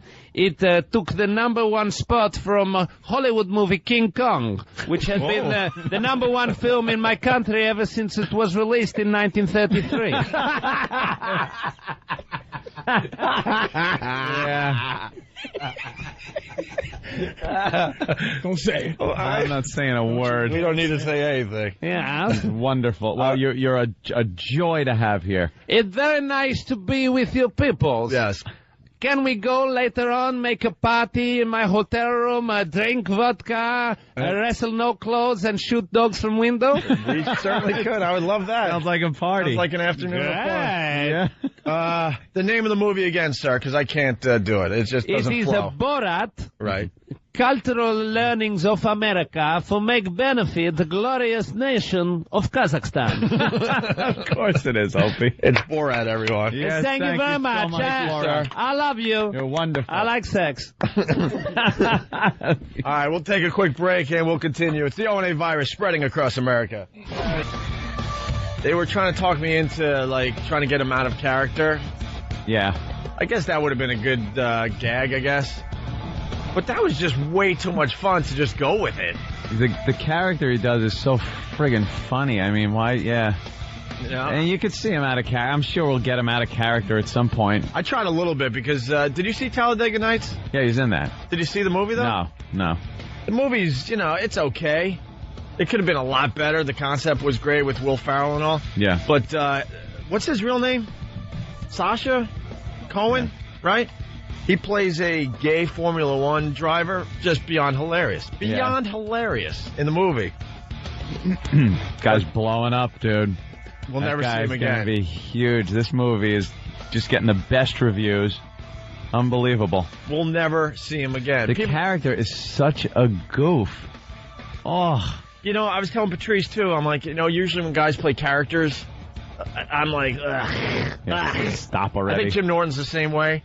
But he just pulls it off so well. Yeah. I knew he was pulling it off really well when Patrice was going with it for the most part. Because I thought don't go with anything. Because I thought like out of the three of us, even though people were asking me to go with it, to try to break them, I was thinking the whole time when Borat, Sacha, whatever, came in, that Patrice would finally go, all right, dude, stop. We all know that Patrice would be the one that goes, all right, don't we talk all to me in know that you're voice. British, you're Ali G, stop.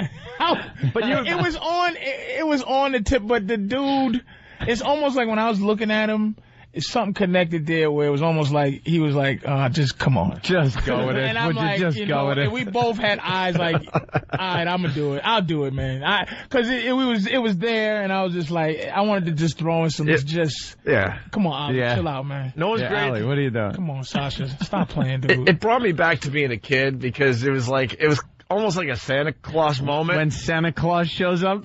Well, I'll tell you why, because as soon as the interview was over, this is what we give you guys, the behind-the-scenes stuff. As soon as we went to break, he pops out of the chair and he starts talking with his British accent. I'm like, oh, man. You want to take a photograph? I kind of... Like, wait, what the... I kind of wanted him... Where did Borat go? I kind of wanted him to leave as Borat. The little kid in me was like, just play it all the way through and walk out as Borat. But he jumps up and... That made me like him more. That made me like him like more. Like, you know, because it's like if he had got up and been like, I'll get you by. Yeah. We take photograph. Right. Photograph. Yeah, but he's like, and then he's like, thanks. And then he's like, and then he goes, sorry, you know, in the British accent, I can't do it. He's like, sorry, just, you know, I really had to take and then he said the S word for, you know what, and and he took me right out of it. I was like, man, I was being a kid there, bro. You're a Borat. You're Borat. Because then he puts, you know what's really weird? He puts on the, well, he goes back to his regular voice with the English accent, and his body mannerisms and facial expression changes. Yeah. And all of a sudden he's like, even though he's got the dopey mustache, he's like a smooth, cool guy. And 2 seconds ago, he had that dopey face on with the thumbs up thing going.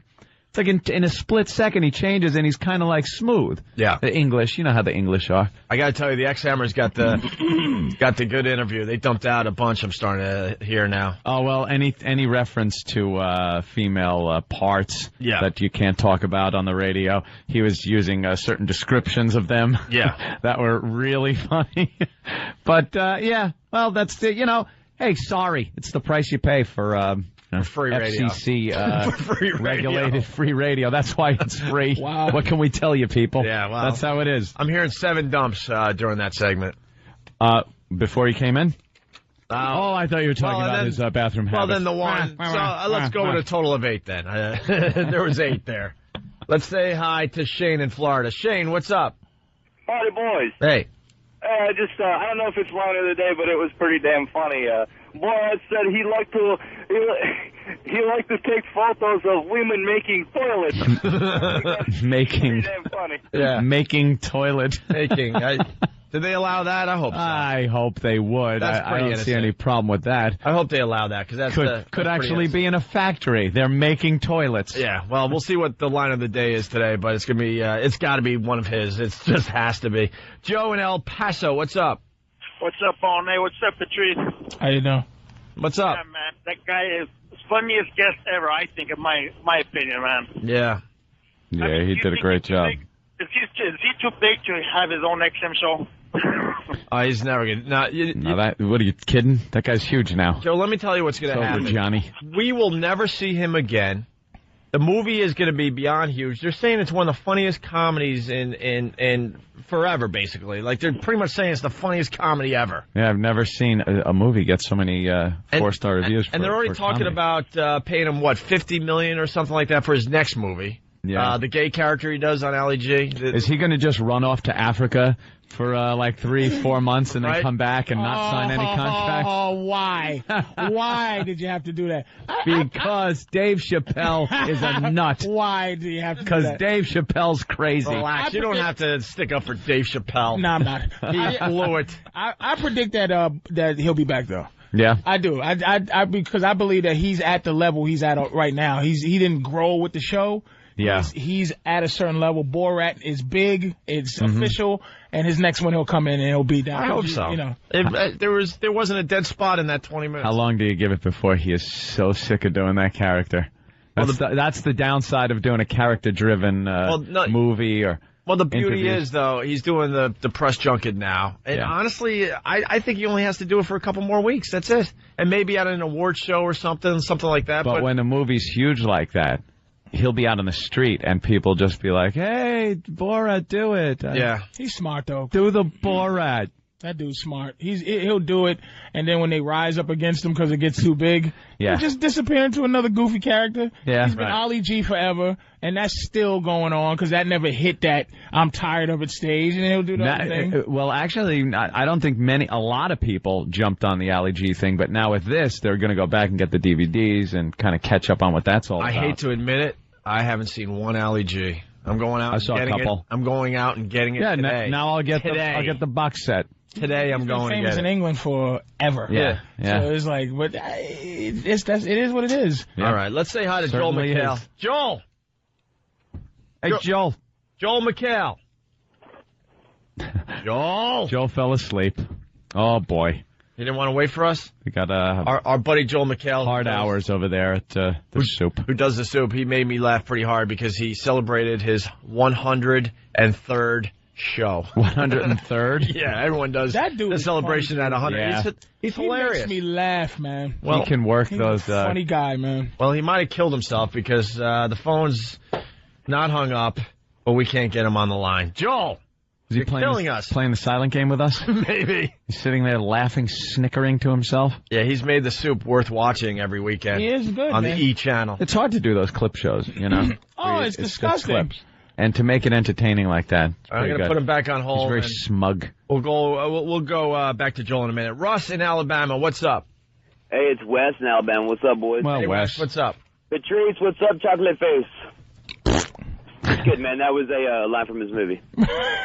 Oh, that was a line from his movie? That's funny. I don't care, dude. You don't have to have a disclaimer. Dude, it's a line from the movie. It wasn't me. I swear to God, I didn't say that. Don't beat me up if you ever see me. Whatever, do your I'm thing. just kidding with you, Patrice, man. I saw you in Birmingham here a couple of months ago, man, and you're hilarious. But we saw the pre-screening of that guy's movie, and he comes to Birmingham, Alabama, and he gets etiquette training here. Yeah. Holy crap, it's hilarious. He gets chased out of the place, so you guys just got to go out and see it. You seen the movie? Yeah. How long is it? I mean, it's regular movie length. We saw the pre-screening. Let me tell you, like an hour and a half. You know. Wait a minute. What keeps that character from being boring for an hour and a half? Like, what is in it to keep? Oh, my God. It's the interaction between people that have no idea that it's not a character. So it's like serious. I mean, yeah. Okay. Did I say that right? Not a character. What makes it so great is like part of it's written and part of it is him just messing with people. It's hilarious. A lot of political incorrectness. The whole thing is totally wrong. You guys would love it. Yeah, I'm gonna go. Too bad we couldn't get a screening. Roland. The funniest part. How the hell am I going to go see this movie this weekend? I think I'm going to see it tonight. Why didn't you invite me to a screening? I did, but there were all the times I emailed you guys about, they only had like 3 screenings. I'm sorry, can you take the helium balloon out your throat, please, for a second? Oh, Jesus. Can you go into man throat mode, Roland. please, sir? Yeah, give us your deepest voice, Roland. Hey, the funniest... Hold on. We're getting a bit from Roland. You're done.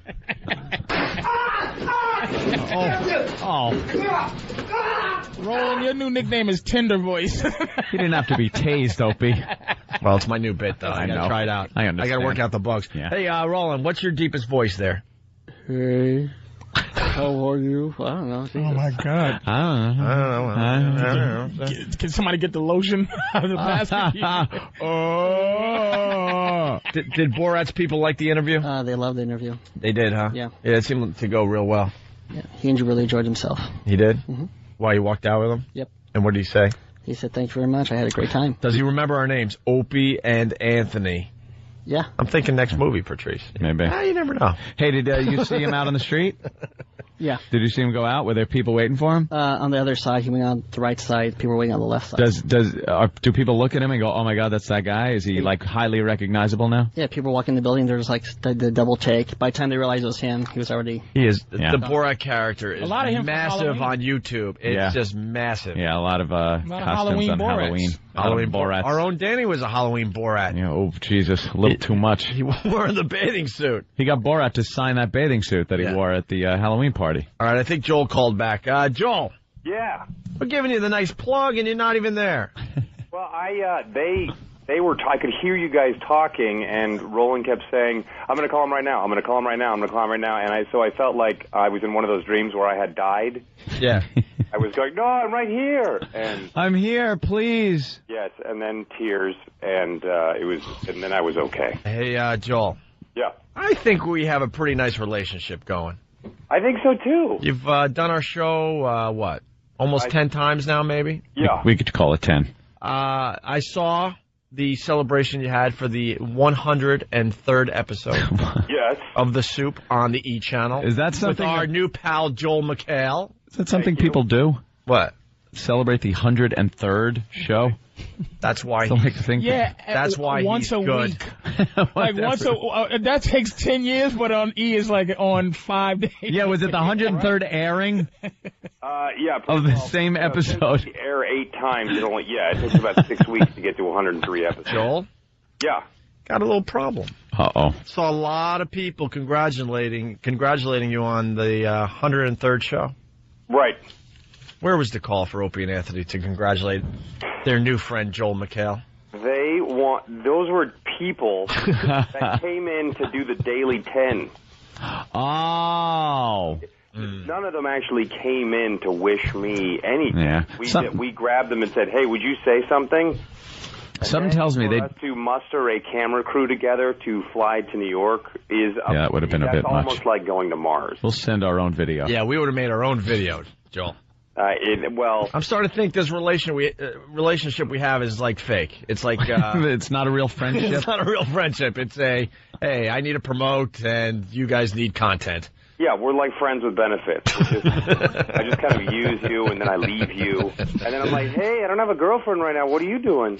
Yeah. Do they just drag in people for all those like clip show type things, and like you're there all day? If all those like countdown shows. Yeah, the countdown shows and things like that. I'm just thinking real celebrities that come in for those. Those are all kind of people that are kind of working, whereas the Daily 10 or E! News gets actual celebrities, and then people in the building go nuts when they're there, and you can't make eye contact with them, and the halls are cleared. Oh, they tell you to knock it off. And then I'm like, it's Michael Rappaport, and they're like, don't even look at him. don't look at him. Get out of the hallway. That's get bad. Out of here. That's pretty funny. You know what? Michael Rappaport. That's brilliant. Our buddy Jim Norton did David Letterman the other day, and I went for the taping, and man, you're not allowed to look at Dave when he's not on that stage. We learned that. Well, that's for your benefit, because you might melt because of his star power. Yeah, I've heard people have either turned to stone, their hair gets that pure white. He's now a legend. So yeah. So what are we working on for the soup? Well, it sweeps. Boy. People are going nuts. Yeah. And Tyra is going to tackle, and I'm not kidding, racism, homelessness, and modeling scams. Is that the three most important things? We're both obsessed. This show and Joel McHale we're both obsessed with Tyra Banks. I didn't tell you my Tyra story. I didn't talk to you guys. What happened? I was on Tyra. When were you on Tyra? They might cut me out. They might absolutely have me removed. You better hope for your career they cut you out. Wait a minute. I was, she was doing a web show, and I was one of the judges because of the web junk thing. Oh, Jesus. So they were showing films and I was one of the film judges, and they had a girl that got up there, and the first film was, I've been fat my whole life. Oh, no. And I lost 15 pounds. And I just think that I am a tough girl now, and everybody's going, yay. So she said, Judge number one, he's like, hey girl, you are beautiful, and you should stay beautiful. And everybody's like, yeah. And I go, hey, give it up for fat white women, because it's courageous to put fat white women on camera. Give it up for a fat white girl on camera. Come on, fat white bitch. So, Jesus Christ. So she started crying. Of course she did. So Tyra gave her the, don't listen to him, girl. And then they cut my mic off for the rest of this. Wow.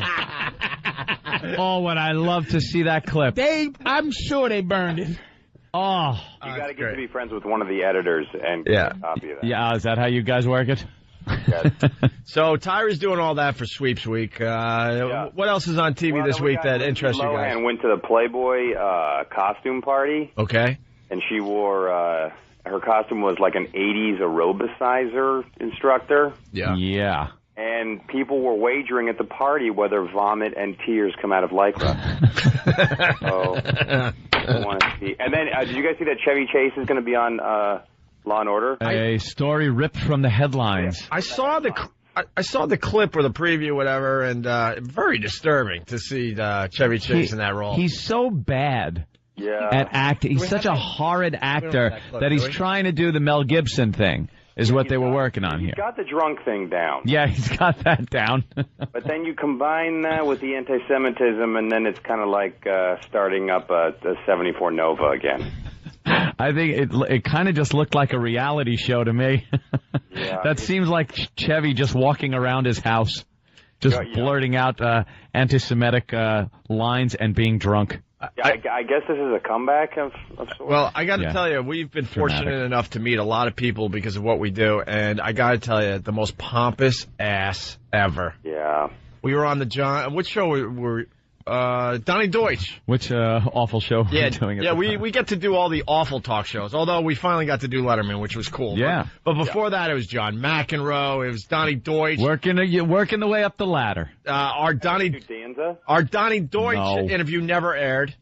And we were on the same show as Chevy Chase when he was wearing a pink sweater, and we were in makeup together, and the guy just wouldn't even acknowledge there were anyone Doesn't else acknowledge anyone else is in the room. in the room. He couldn't get. You remember hear that from even like you'll hear that from 6-year-olds. Yeah, they hate him. It was a fun ballroom and good candy, but that Chevy Chase, he's really full of himself. He couldn't get any friends for his roast. I heard about the Comedy Central roast. Not one person who meant anything to him Really? Historically for us, like Bill Murray or whoever, Jane Curtin. Somebody, the people that have worked with him in something. Nothing. Beverly D'Angelo. No one. Couldn't get her. They had Greg Giraldo roasting him. I'm like, why do they have people that don't know you roasting you? And it's because nobody. Oh my God, no one likes him. He's got their reputation. Lorne Michaels would have shown up. Yeah, nothing. No one. So what else there, Joel? Well, Courtney Love. Also, speaking of Mel Gibson, was helped by Mel Gibson. He brought a drug counselor to her. Really? Now this is all in her new book, and it's got a rejection letter that she received as a kid from the Mickey Mouse Club. And the song goes like, MIC, see you in rehab. And that didn't work at all.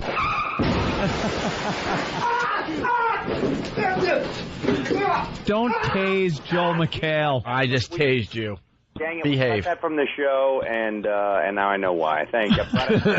But you know what the thing is? You could say it on the show, and then you could put that little smirk on. You can't smirk on the radio. Yeah, and it'll be like the Native American looking at the trash. Right, one single tear running down your face. All right, let me try this one. Ready? Okay. Okay, now and this is true. Ivanka Trump is now dating Topher Grace, right? Really? Isn't that exciting? It's sad that I know Who's that. Topher Grace? Yeah, thank you. They were in Las Vegas, and apparently they were canoodling, and they were very close. Oh. Upon hearing the news, Donald Trump called Topher the biggest, most lavish, spectacular, nerdy indie film to ever bang my daughter. That worked pretty well. That's very good. All right, what happened to this? I'm some sort of weird Toastmaster. You don't have anything on Madonna this week? Oh, well, yes, of course. We have set up, we have whole new graphics for her. We appeared they showed a clip of the soup on Dateline NBC 2 nights ago in showing how she is being vilified. And I'm not kidding. Really? So the soup could not have been, I was watching it thinking, okay, we've got to watch the interview, and then they showed a clip, and I have never been more complimented in my life. Your show was news. Yeah, they cut to me saying how her check had cleared and they had her baby shipped to her. All right, Joel. Yeah. We're looking for the cheap Opie and Anthony plug. Yeah. Or we're going to have the pests attack you. Wow. Okay, we're sending a crew to you. All right, so that'd be nice. I might have to. This is how we're going to literally have to buy bus tickets for these people. We can make our own video, but we got a handy cam. But we expect some kind of Opie and Anthony plug. Yeah, of course we would. We're looking for publicity. What now? You know that 15 times more people listen to your show in 1 hour than watch 8 episodes of our show. I know, but we even know that, the goal is to be on TV. There's something about TV. You get a little more respect than doing this crap every day. Yeah, but everyone, hey man, that would be great. It is E. You know that. You know that you're going to be hurting yourself. It really is. It's not. Yeah, it's like you're going on the Logo Network. Oh. Oh. Wow. Look, man, if you're into the Logo Network, that's fine. Yeah, what's the Logo Network? It's the gay network. Oh, How did you know? It's the Poofter Network. Because I'm bisexual. Oh, now it's out. Of course you have to watch that for material for the soup, right, Joel? Yeah, you must. Logo Network is one of our go-to. You must pull a lot of stuff from that network. Yeah, we pull a few off. A few clips. Yeah, sure. I can only do about 2 an hour. Or pull a lot of stuff out of that network. Whatever. See, on TV, I can point. Yeah, you could point, you could smirk, you could go, If it's not working, you go, and move on to the next thing, and it looks cute. Make a big eye like, how? And then we always feel slightly tired afterwards. Yeah. All right, Joel. All right. Joel, when? Congratulations on getting Borat. Yeah, that was pretty cool, right? Yeah, what are the chances of him coming to the E! Network? Ooh. Well, if you gave us that opportunity to congratulate you on the 103rd episode... You're not letting this go, are you, Up? We would have made something happen. Okay, we're sending a crew now. Guy, you made me cry. You look at work, I'm crying.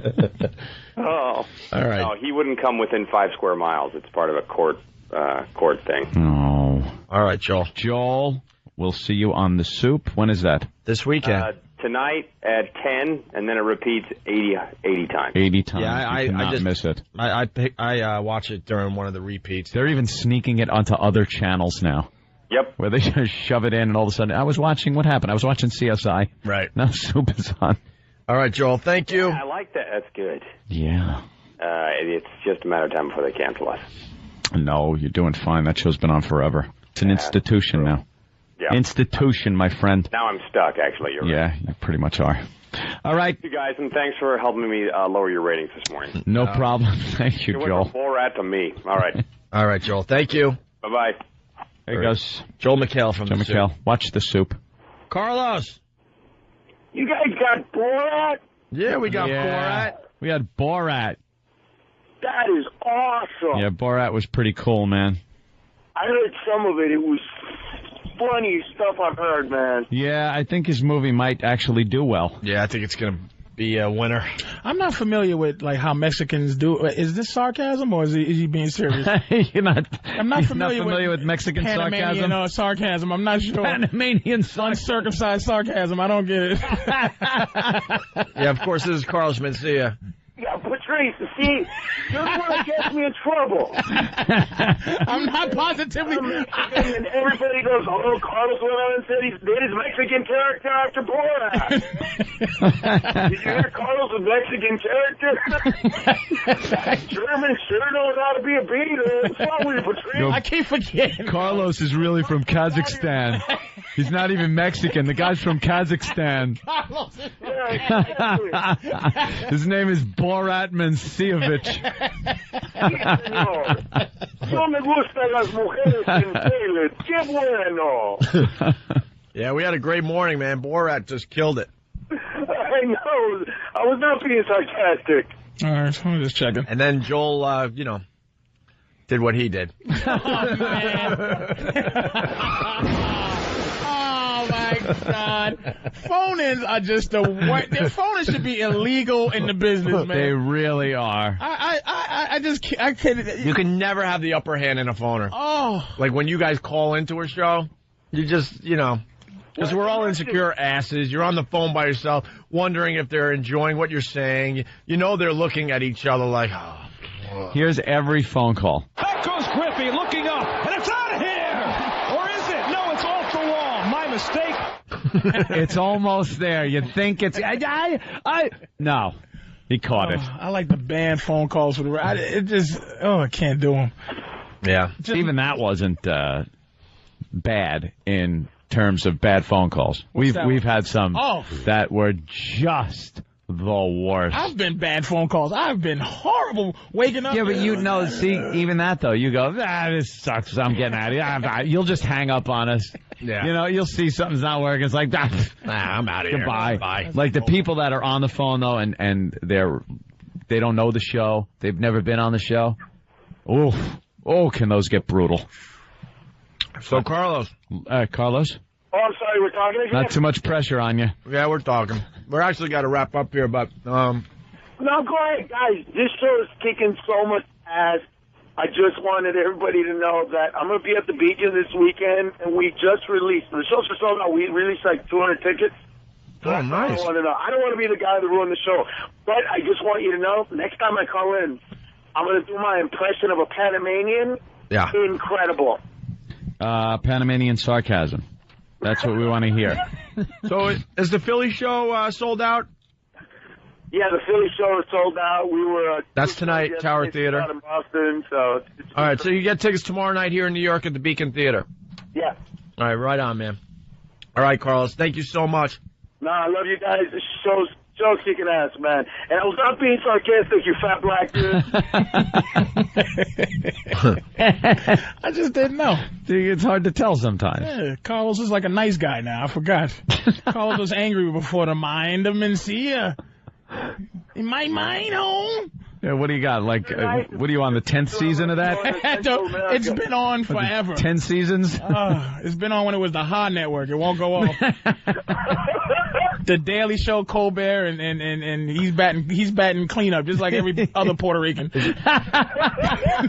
He's running out of minorities to make fun of, so now he's making fun of space aliens. He's the Albert Pujols of Comedy Central. Yeah. Carlos like, what about these Eskimos? Hey, what's with these rubbing noses, man?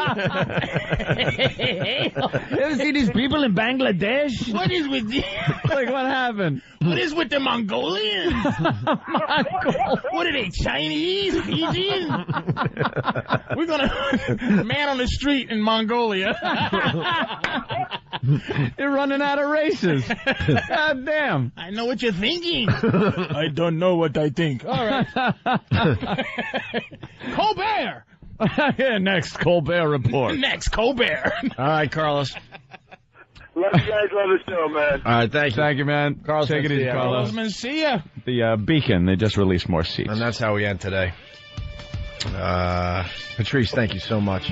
You're welcome, Puddin'. You got to do another hour and a half with us. 2 hours. I'm not going. All right, cool. Wait, you got a plug? Where you going to be? Bananas, Hasbrook Heights, when? Tonight and tomorrow, my pal Joseph T. Curry is doing his comedy. Very cool. Who's the headline in the middle? Okay. Joey Koala. He'll be over there at XM. Patrice, we plugging anything over here? Yes, November something or another. I'm at another awful plug from Patrice O'Neill. November 17th. How about you write this crap down? December 19th. I'm at Helium in Philly. I'm in Philly. Just go. Write it on your hand or something before you come in. Phillip.com at Helium Comedy. Oh, you can't taste Patrice. Look, see, he doesn't go down. He doesn't go down. You know how we are. See, he's still talking. They're resistant. We're like running out.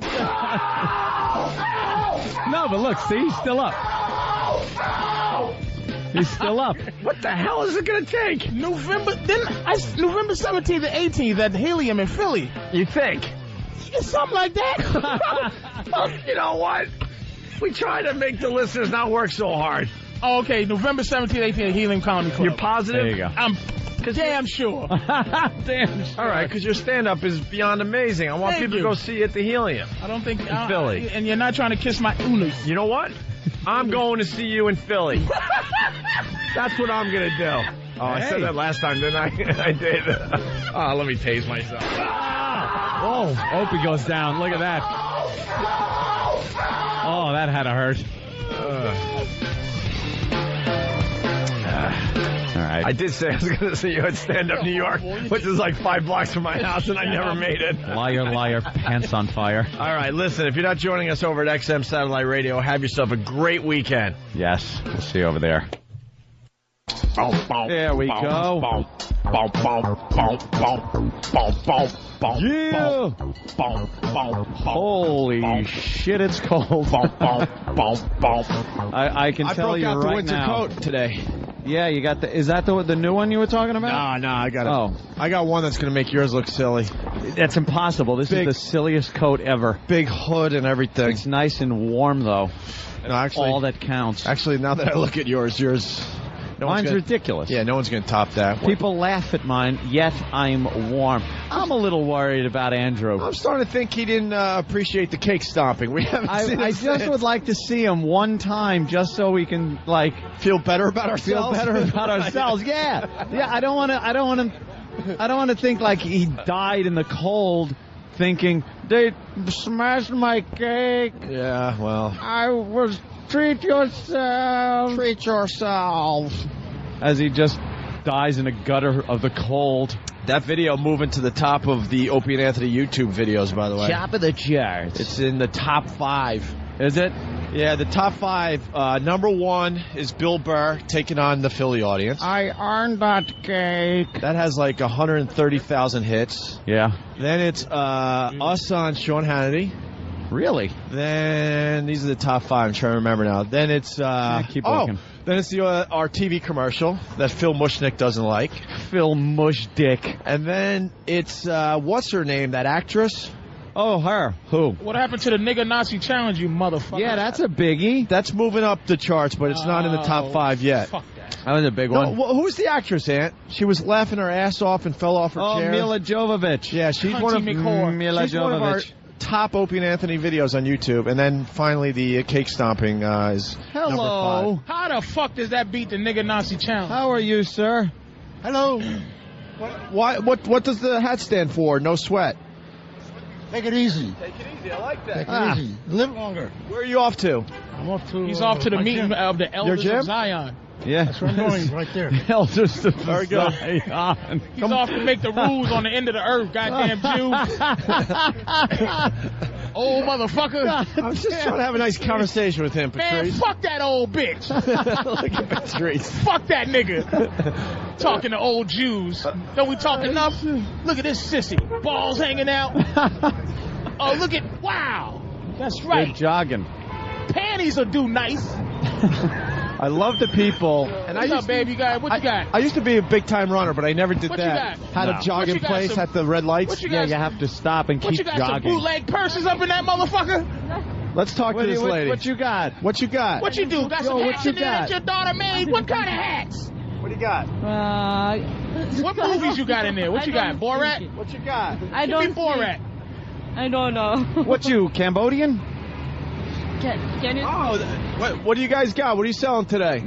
Everything. Anything you see we sell. I see hats. I see scarves. You got the new Borat movie? Sir, we're free. No, we don't sell no movie. Can I look in your bag? I'm not allowed to go in it. I'm not allowed to go in that bag? No. What's going to happen if I go in that bag? He's going to hit you with that cane. That's a gun. That's a cane. I'll get arrested. That's right. How am I going to get arrested? All I gotta do is just call the man on you. Hold on, the skipper from Gilligan's Island. Before you get the phone out of your pocket, I'm gone. He's trying to get the lowdown from John Candy's cousin, Freddie Candy. Boop, little buddy. Boop. Boop. Boop. Hey, he's not watching his stuff anymore. Let's wheel this crap away. Let's go. Where'd it go? Take it with us. Yo, Hat Man. Take it with us. What's up, my beautiful black princess? Delicious. I need to get me and my girl a girlfriend. This gotta stop. Fat Boy Slim, what's up? There you go. Hey, how you doing? How are you? Not you. How will you never be fucked? Look at the sister. She has to ride the bus. That's outrageous. At least you can sit in one of the front I'm seats, not though, in this day and age. That's right. That's nice. There you go. That's right. She doesn't have to get all that exercise, walk into the back of the bus. Hello, ladies. Look at this. What are you doing all later? Bundled up. Going to La Trapeze after this. Yeah? Little swinging. Yeah? With old 7 chins. Uh-oh. Bob? Going to the airport, right? That's me. Okay. That's Borat? I'm Bob. I go airport. Yeah. I thought that was from Islam letters. That's 777. I thought there's some letters from fucking Iraq. It's in the car. Go, oh, God. I hope what airport? I hope this guy's a serial killer. What airport? Opie and I go, yeah, Patrice. that's me. Yeah. I got to go to, I got to go to LaGuardia. Ant's in a car Or with was a it stranger. Newark, sorry. Newark, right? Was it JFK? Teterboro? Newark. Hey, if I didn't know Big A, I wouldn't Teterboro. want to know. Look at creepy Big A Gibbs. down My name is Gibbs. Let's see how this Right? plays Is out. that what it is? Gibbs? Yeah, that's what it is. Gibbs. And it says the airport, right? Yeah. Which one did they have for me? JFK. Yeah. I'm going out of American Airlines? Yeah, JFK. Okay. How the fuck did they Let's learn go, how to bro. fly planes? Oh my God. He's taking off with Anthony. He's taking off with Anthony. Yeah. What's that, sir? You think they didn't have help from the government hijacking planes? Look at them. What's that? Oh, it's taken care of, right? Let's see. I think it's all paid for, right? You don't see this on the radio. It's not paid for? He's about as dumb as their All food. right, then stop. You don't see this on the radio, I can't take the goddamn ride then if I got to pay for it. I thought it was free, my friend.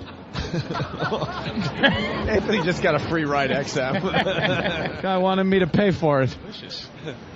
Yeah, I just made him drive me. He's not happy. It's nice and warm. He is pissed. But he gave away all the info. He goes, who, Gibbs? I'm like, yeah, Gibbs. Whatever. He's now backing up on 57th Street. Screw him. All right, we're going right in today. Yeah, it's too cold. It was nice and warm in that limo, though. Was it? Yeah. Thank you, guys. Opie and Anthony, XM. Oh. Why didn't we have this over there? Lyrics and children's songs. Got a lot of stuff to do still today. Danny was laughing his ass off in the elevator about the dumps. Just reading the dumps. Oh, really? That Borat had. Oh, good. Let's do that. It was so funny. Were there a lot of dumps? Yeah, there were 7 of them. That blows. Anytime it was like, man's anus. Anytime he's talking about the man's anus. Yeah, but they should just let that go. I know. They don't. I would love to get a fine because man's anus was said on the radio. The goose liver part. Give a copy to the dump report to Anthony. Yeah. Man, God damn it. That's what What it is happened? about FM Keep the radio. motherfucking cop asking a nigga for money for my fucking fruit cup. No, here. Keith. Man, fuck that. We'll pay for it. No. I got to go to the bank. Here. Don't take his. Please don't take his money. Yo, don't take his money. Here. The fuck's up with you, copper? Motherfucking police robbed damn me for my police. motherfucking drugs. Now you gonna rob me for my fruit cup money, nigga.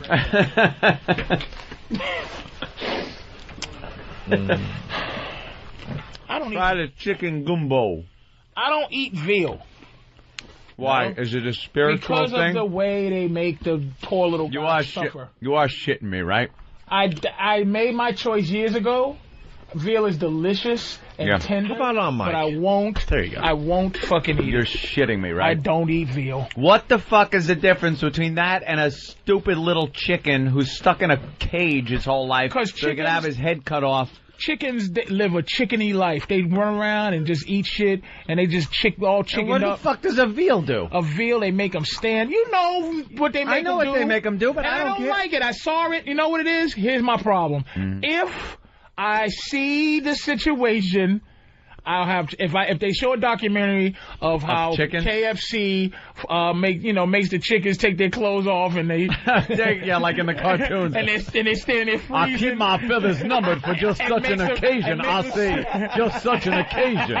Come here, boy. I'll teach you how to play baseball. It ain't like that.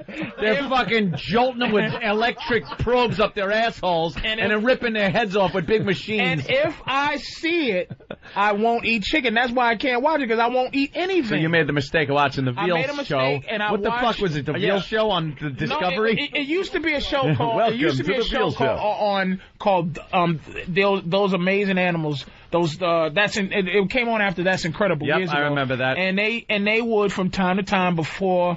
When they actually had a heart, they would show fucked up shit about animals. Like I saw the baby seal clubbing, and it just destroyed me at the time.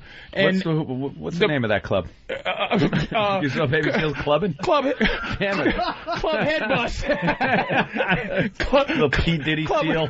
Club eyes pop out the head. You know, it was just sad. And the saddest thing was the mother seals were crying. And then at the next week, they showed how they make veal. And it was just like, here it is. I'm not trying to be a fucking fag. I'm just saying. Doing a good job at it. I looked at the calf, right? Yeah. For it to live its entire life to be my food. Like they make it stand still so it gets mushy, and just when it has no more muscle to stand up itself and falls down on the ground from just mushy muscles, they fucking kill it so that I can have motherfucking veal hootie, whatever Veal the chops. fuck. Not a veal cacciatore and blah, blah, blah. Veal parmesan. And I don't, and that, it fucked me up as a kid. Yeah. So I just never ate it. So every time they try to show me what they do to food, I turn. Yeah. Anytime it's like, we have an expose on what they do with ham. I'm like, fuck, nigga. I don't want to stop eating ham. So I turn. You know, I just don't dig on swine. They say, here, piggy, and they go, and the pig goes in the room, and then he looks around and goes, oh no. And then they shoot him in the back of the head, and then another pig goes, slams the phone down. Fucking killed him. Hey, that pig, nothing we can do. Nothing we can do about it. Nothing we can do about that pig. They couldn't do nothing.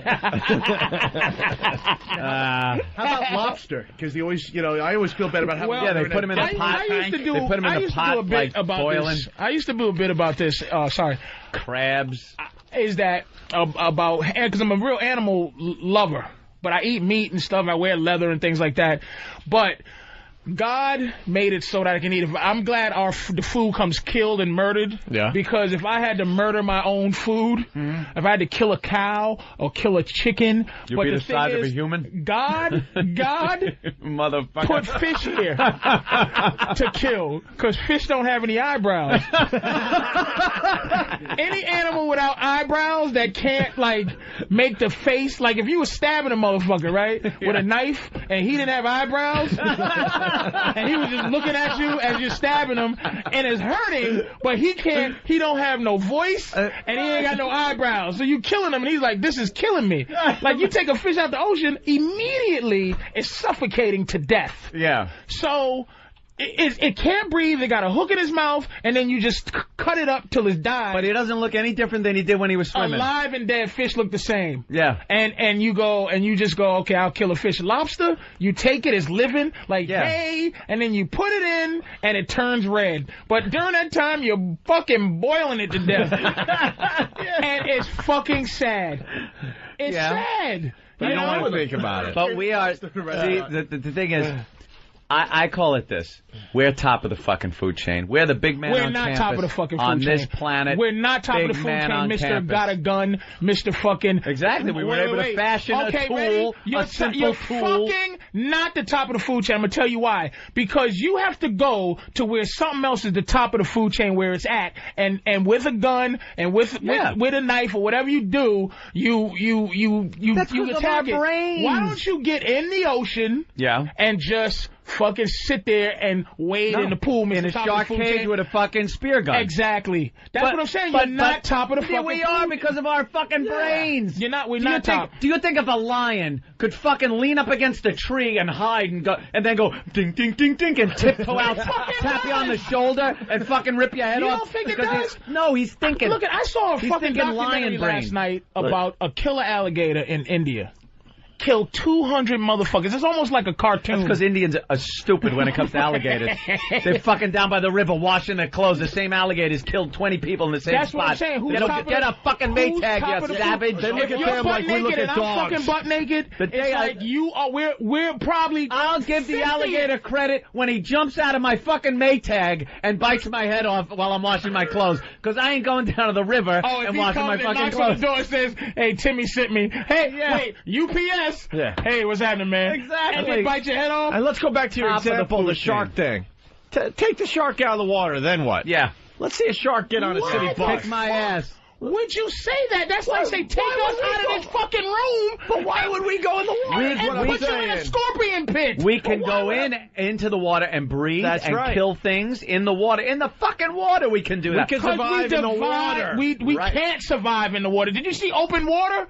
That's what happens to us in the water. It's a limited time, but we can do it. Boats, and look at the fact that we have this thing called technology makes it all make sense. The fact that we believe in our own hype that we're special and shit, but for the fact that animals can't. But one day, I'm gonna tell you, I can't wait till one day aliens come down and they fly and they stop and we're begging for our lives and all the alien here is. Let me tell you something. I got a family. Please don't kill me, please, sir. And you go, roo, roo, and he goes, I'm gonna just shoot this piece of shit right in his head. And you're like, now I'm agreeing with you 100%, and you've just made my fucking point. Thank you. What? You know why? Why? Because until that point, I'm going to be the motherfucker that goes, what? I'm eating everything. What? That's fine, but that's why I said when the aliens come, we're going to be sitting there going, arr, arr, arr, arr, I'm glad looking like idiots. I'm glad there's motherfuckers like you who can murder food. I don't. You know something? I don't understand. I can't kill it. I can't anything kill that it. looks at you. I'll eat it, but I can't kill it. I could not do it. I can't even kick. I couldn't kick a dog. It's just different. Well, I could kick a human. That's Opie's job. Hey, that was alleged. I could kick a human, but no it's just. Proof. I mean, I hate to say it. I mean, really, we was talking about King Kong a long time. I finally got on DVD, and I just kept. Oh no! I kept fast forwarding it, and I just. I was close. Did you cry? I was close. At the end of King Kong? The motherfucker just was too expressive. What made it fucked up is that she was like, don't kill him. Yeah. They were in love, nigga. Ain't that fucked up? But it was scenes in that movie where he was doing real guy shit. He finished fighting the Tyrannosaurus. He's like, whew, and he just looked at her like, you fucking cunt. And he just started walking. And she's like, wait, baby. He's yeah, bitch, get on my shoulder. And he just ignored her. And then she started to do a little dance. She's like, look at this hot little piece of ass. He's like, bitch, move. I'm looking at the sun. It ain't all about you, ho. And it's like, I was like, King Kong, nigga. I fell in love with the motherfucker. And she fell in love because he really was like, that's how he was showing how to get a bitch. He was breathing and he was like, and he's like looking at him like, I'm that monster, huh? I'm that motherfucker that's just ooga booga beating my chest and everything, right? I'm eating white women and all that, right? And now it's all, and then he just started running. Yeah.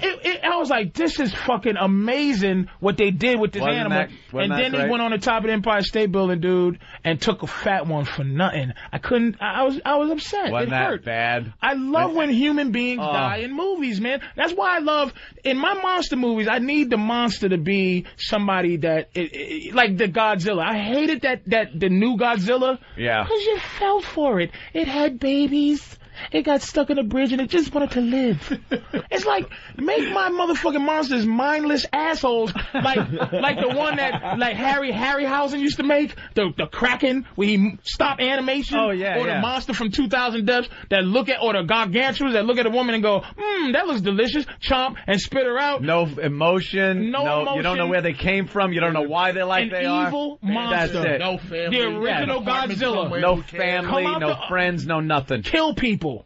Kill people. You understand? The original King Kong, just that big eyes and them big teeth. Yeah. And he goes, I'm going to kill everybody except for this white woman.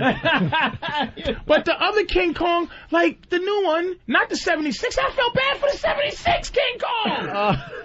Come on. Motherfucker had feelings. And then the new King Kong, did you see when they choked him? He was choking with the gas. The old King Kong, the eyes blinked slow and then he fell. Because it's like, get that evil king. The other 76 King Kong, why did they have to show him on the way to his death in the bottom of the boat, sitting there like a nigga in lockdown with his knee up. His one knee was up and one leg was pointed straight and the other hand was on his leg. He was sitting there in the bottom of the boat and Jessica Lange, he looked at him and he looked at her like, bitch, why you do this, man? I wasn't gonna hurt you. And she dropped her scarf and he caught it and smelt it and she fucking fell in there. He caught her. Kept the scarf, smelled it, let her fucking go, and then that's when that bitch realized, wow, this motherfucker's not no mindless animal. This one, they stepped it up even another notch. They went, he's crazy choking like, dog, I'm only trying to get her. We love each other. So the bitch comes back like, I ain't supposed to I ain't supposed to be in love with this animal. I'm in love with you, you goofy big-nosed Jew. What's the pianist? I have to be in love with the pianist. No, bitch, you in love with me. I'm fighting monsters. What's this faggot doing? Yeah. He ain't doing shit. I'm killing Tyrannosaurus Rexes. I'm motherfucking killing giant snakes, birds. I'm falling and shit. You know, there's a lot of other dead bitches that didn't keep my attention.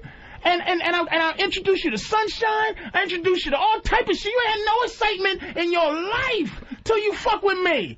And this is what you do to me? Look at the emotion. That's exactly what it was like, though. I fucking hated that shit. My God. Make a damn good point. Make my monster. I don't want to see Freddy Krueger. Like the fact that he was touched by. If he has a scene where, I'm sorry, I come in your dreams, man. They burned me up, and I had an addiction that I couldn't control. Nigga!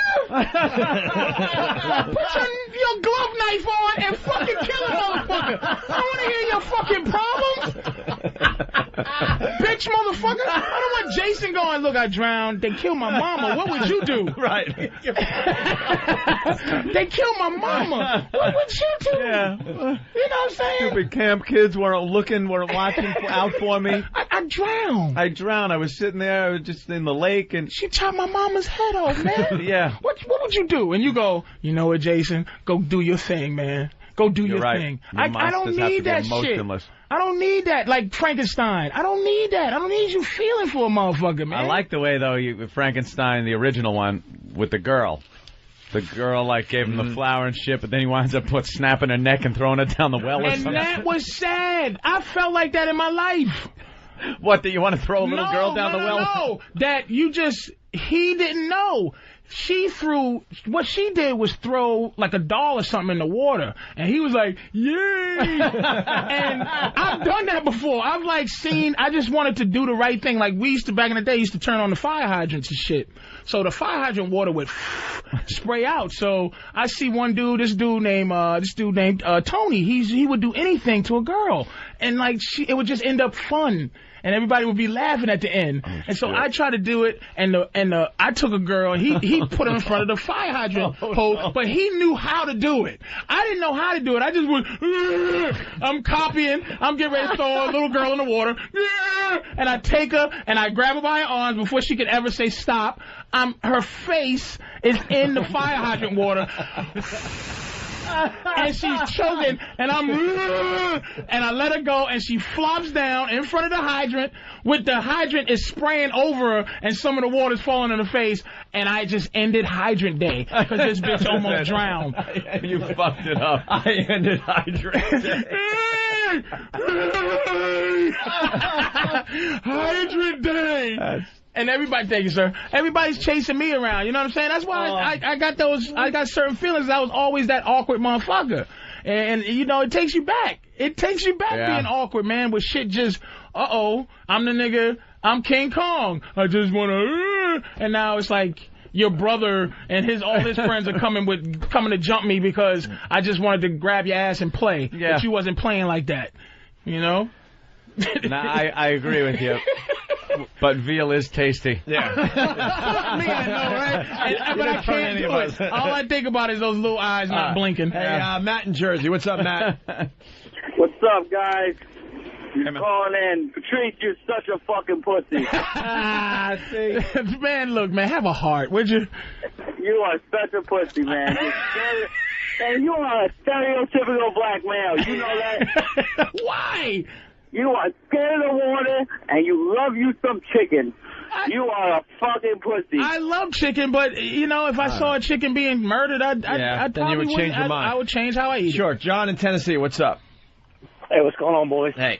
Hey, Patrice, you would rather hire a hitman to do your killing for you. I'd rather watch Bambi step out in the woods, blow his lungs out, and then rip his guts out, take him home, and eat him. Well, because you're a coward, man. What? First of all, you said Bambi. You didn't say the Yeti, motherfucker. You didn't say the abominable snowman. You didn't say I want to hunt the fucking the stingray that killed the crocodile hunter. You fucking fag. You said Bambi. I said I don't. I'll go after a bear. I'll go after a bull. Oh, shut the fuck up! Now change your With your animal. bare hands. You said Bambi first because it's cute and it's innocent and it is a cowardice act. Go after something that can fight you back and then fight it on its own terms. If you fucking nasty like that. Well, that's why we're Killer? top of the food chain. We got the minds to build the machines. Machines. Can do that. But you do But have we to have talking about nature, that man. thing. Let me tell you something. I can't hunt. I'm not a hunter. I love guns. I love shooting. I love target shooting. I can't hunt. I'm not a hunter. I always felt bad after I shot something. Even though we were, killing it and eating it or whatever. But it's like, you kind of go like, kind of feel like I took a life and, you feel bad about it. But wrap up any piece of fucking meat. I'll eat it. I'm the same way. I've eaten ostrich meat, and ostriches have a personality. A big they head have on a the end real of that personality. stick neck. What do you mean they have a real personality? They They have like big eyelashes. That's like eating a koala sandwich. Like they're nice animals and shit. They give something. Koala sandwich. Koala are like things that you just go, hey man, how are you? But here's the thing. Here's why hunting deer is such a faggot thing. I'm gonna tell you why. All right, a lot of people are going to disagree. Deer have no natural predators. So they stand there, and the only thing that keeps them moving is because they're just a little bit nervous about anything. Don't like bears. But no. Don't They don't. A bear might eat it. But like an antelope, a lion is an antelope's natural predator. It's looking out for a fucking lion, an antelope. Yeah. The reason you ever see those Serengeti things with a yak or whatever, the wildebeest, they go down to the fucking lake or whatever, and the motherfucking alligator comes and chews one, brings it in. Oh, yeah. And the other ones back up for a second and then go, all right, nigga, I'm going to get some more water. That's because those creatures don't have natural enemies, natural predators. That's why deer get hit in the street. They don't know not to go in the fucking street and get hit. So when they're drinking and some fucking asshole with a reindeer hat and a reindeer whistle, and the reindeer's like, what the fuck's going on here? Shoots him in the head and you carrying around like, Unga Bunga, I am the caveman. You fucking faggots. Why don't you run up on an elk and try to choke him with your bare hands and sneak up on him like a fucking, like a soprano with some wire and go behind a fucking antelope naked, with a grass skirt. Kill him like Carlo. You got to get him in the car first. That's the toughest part. Get him in the front seat of the old fucking Chevy. Hey, elk, just don't lie to me. Just don't say you didn't know. Get out of the family business. Let's go to Alex. Take you to Vegas. Alex, gotta pay a toll.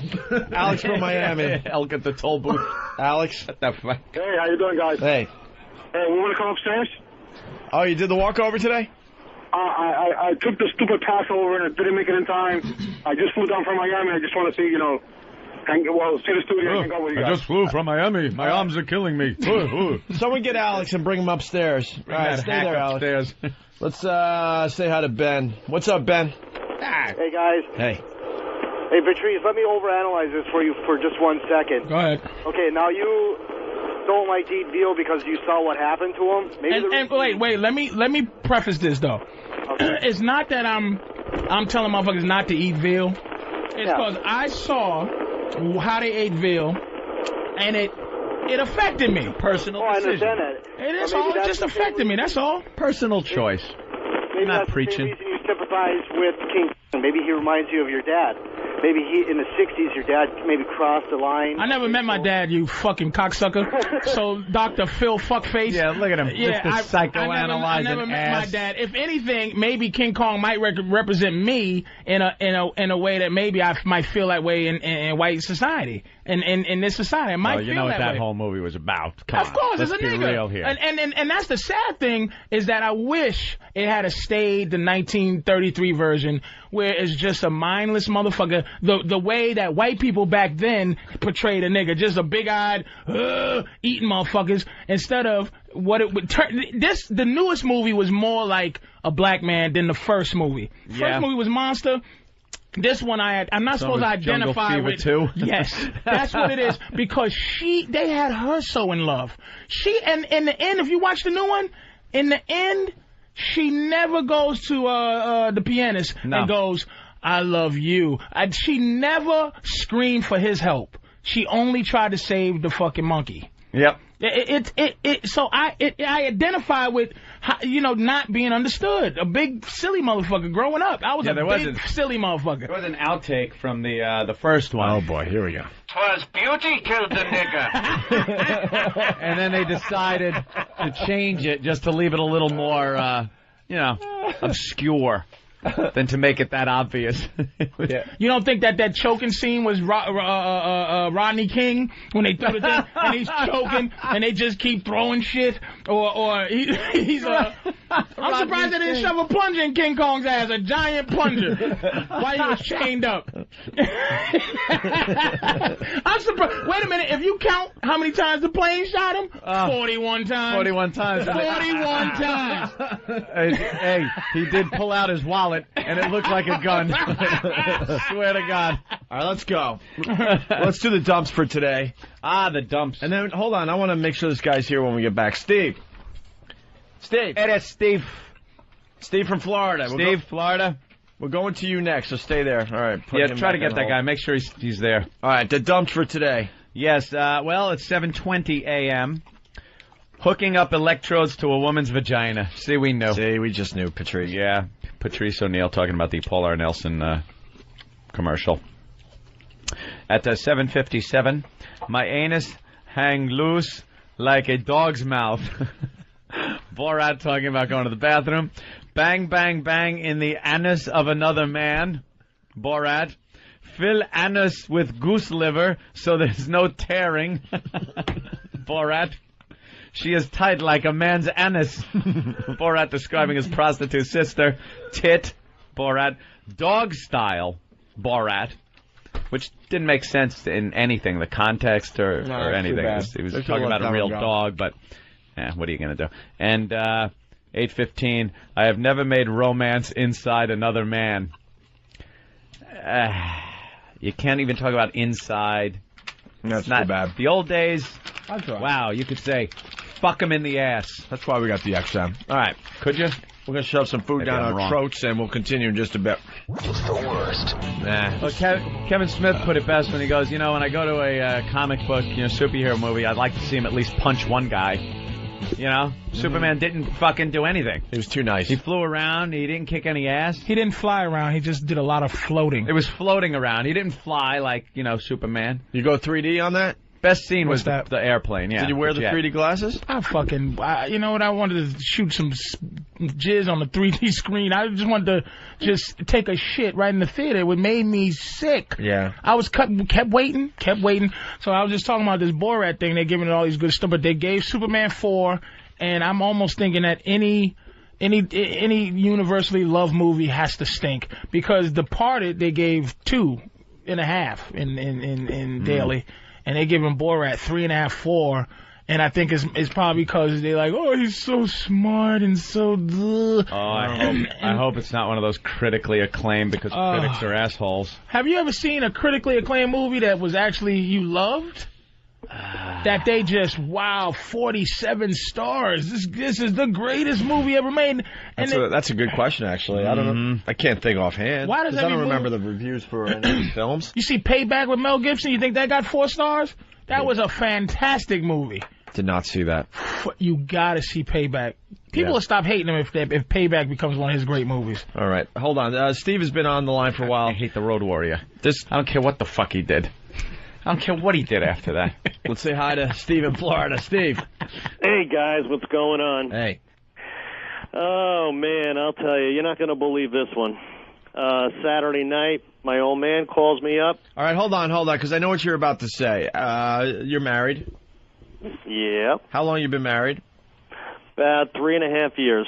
Kids? 1. High school sweetheart, or what's the deal with the marriage? We dated. No, she she used to be my secretary. Oh, married before her? Nope, never been married. Okay. All right, so we got the back history. Married 3.5 years, you got a kid. And who called you up the other day? My old man calls me up, my dad. Okay. And he says... How old a fella are you? I'm 37. All right. So and my wife is 23. Okay. Maybe that's a problem, But my dad calls me up, tells me to go check out this porn site. And I said, Dad, I'm not into it. He said, no, you want to go check out this porn site, Simply Great Porn. So I punch it in, and as soon as I punch it in, there's my wife in the upper right-hand corner. Oh, boy. You found your wife on a porn site. Actually, your dad did. Now, is there a website? I don't know what's more disturbing: my dad surfing porn sites, or my wife doing it. Yeah, that's gotta suck for him. He's like, damn, I don't want anyone to know that I'm freaking surfing the internet for porn, but I gotta let my son in on this one. My dad's 87. Wow. 87 and he's trolling porn sites, eh? God bless him. Hey, can you give us the website off the air so we can check it out? Sure. All right, hold on the line. I thought he said it, and I thought I had did he? it. I think I said it, yeah. Yeah, you did? I'm sorry. I think I had it. All right, which one is she? We got the site up. No, I don't have it. Shit.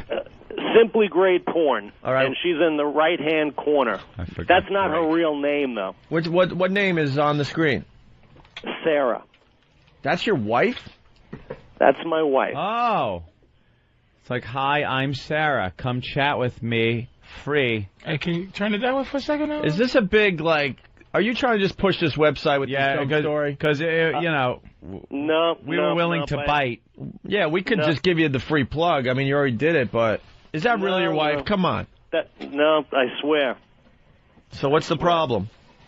The problem is I had no idea that she was doing this. Right. This was a complete surprise, and she's sleeping as my dad's calling me. Right. And so I wake her up and I say, what the hell is this?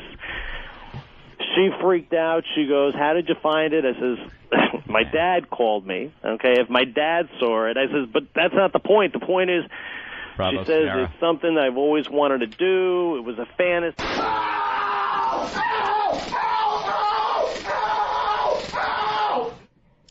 Yeah. I call Bravo Sierra. We've been doing this way too long, sir. You're just way too casual. Yeah. Because I was going to ask, where's she at right now? Right. Where the fuck she at? Is she at work? Yeah, he's just, and, this, that. Look, First of all, the guy wouldn't... He wouldn't call a radio show. Like, that right there is enough. And he said Saturday, he'd still be in shock and in pain if he's a square. I mean, I'd appreciate the fact if I found my girl's old porno shit, but it's like this You're guy... a whole different breed there, Patrice, let me tell you. Damn, bitch! Yeah. But it's like, and that's too professional and too not... That's a under-the-carpet kind of porn site. She's like, hi, everyone, I'm married and I fucking am a porn bitch. But it's not... If she was on Scuzz, but one of those scuzzy... like there's some shit you go to like The Hun, or where you just pop on things and go, wow, this is some disgusting shit. Yeah, that's all pro. Like that's a full-time job for her. Yeah, that's pro. That's fucking pro. That motherfucker's a too manager. good for a cam she's doing that full time. Yeah. What does she say she does for work? Where's she at? Where the fuck's she at now? We've been just at this game a long time. Pull the wool over our eyes, sir. All right, we got the gay evangelist. We got that story. We got, remind me, we got to play Jim Norton on Letterman the whole set. We were supposed to play this yesterday, and Jim's in Atlanta, so we'll do that going into break. Someone remind me on that. We got Shame on You. A new one? Yeah. What was the problem? Special needs girl late to school all the time because of long bus ride. Okay, I got to hear this. Yeah, right to this? Yeah, let's go right to that. What about the wax lipping? No, retard beats out wax lips. And what about some children's lyrics appropriate for children? Question mark. Oh, that's too vague. Yeah. Yeah, I don't know what it means, but I could. Shame, retard, long bus ride. It's easy for me. All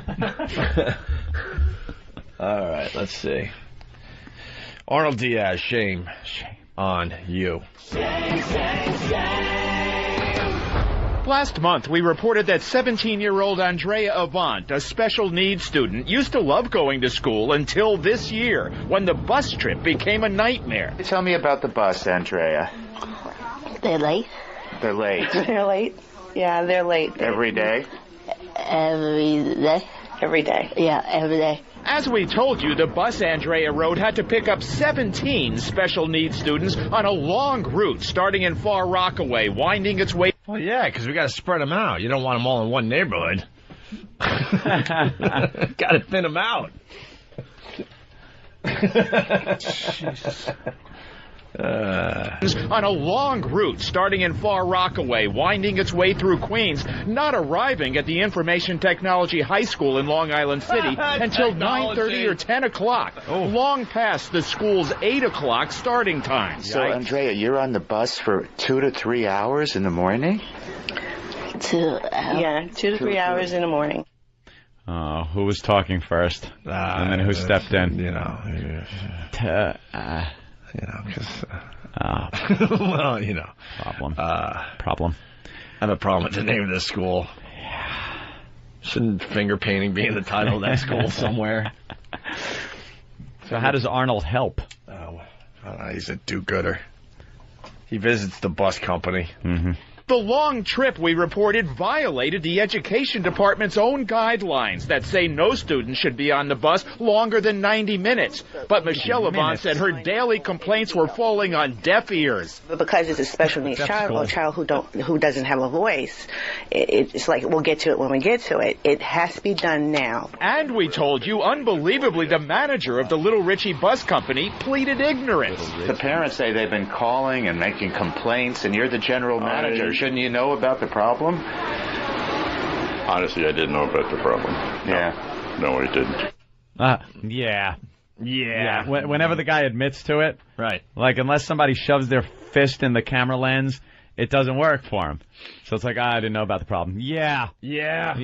Well, Pete from Columbus, Ohio. Hi, my wife is a special need amateur porn star on I'mAWaterhead.com. A lot of confessions coming in on the instant feedback. Keyboard Commando from Boston. Opie, I found out my wife was Jenna Jameson after being married for 4 years. Wow. Yeah.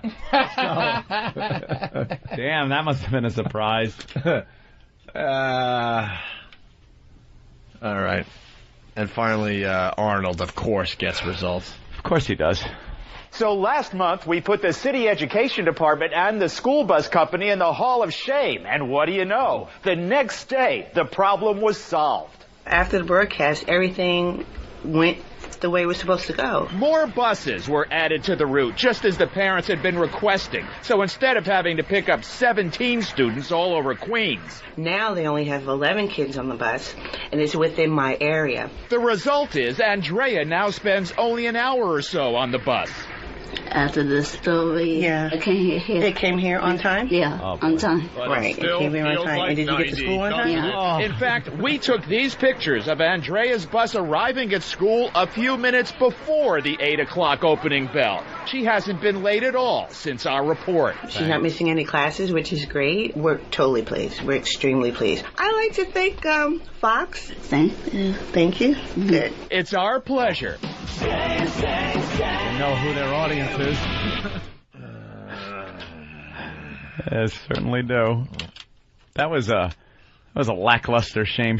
Yeah. I like the ones where they're confrontational. The guy goes tells him to go shit in his hat. Arnold, go shit in your hat. All right, let's say hi to Paul in Texas. What's up, Paul? Hey, boy, this is Paul. I got a little story for Patrice, being he's the man that knows the woman, and I wanted to give a little insight on it. Okay.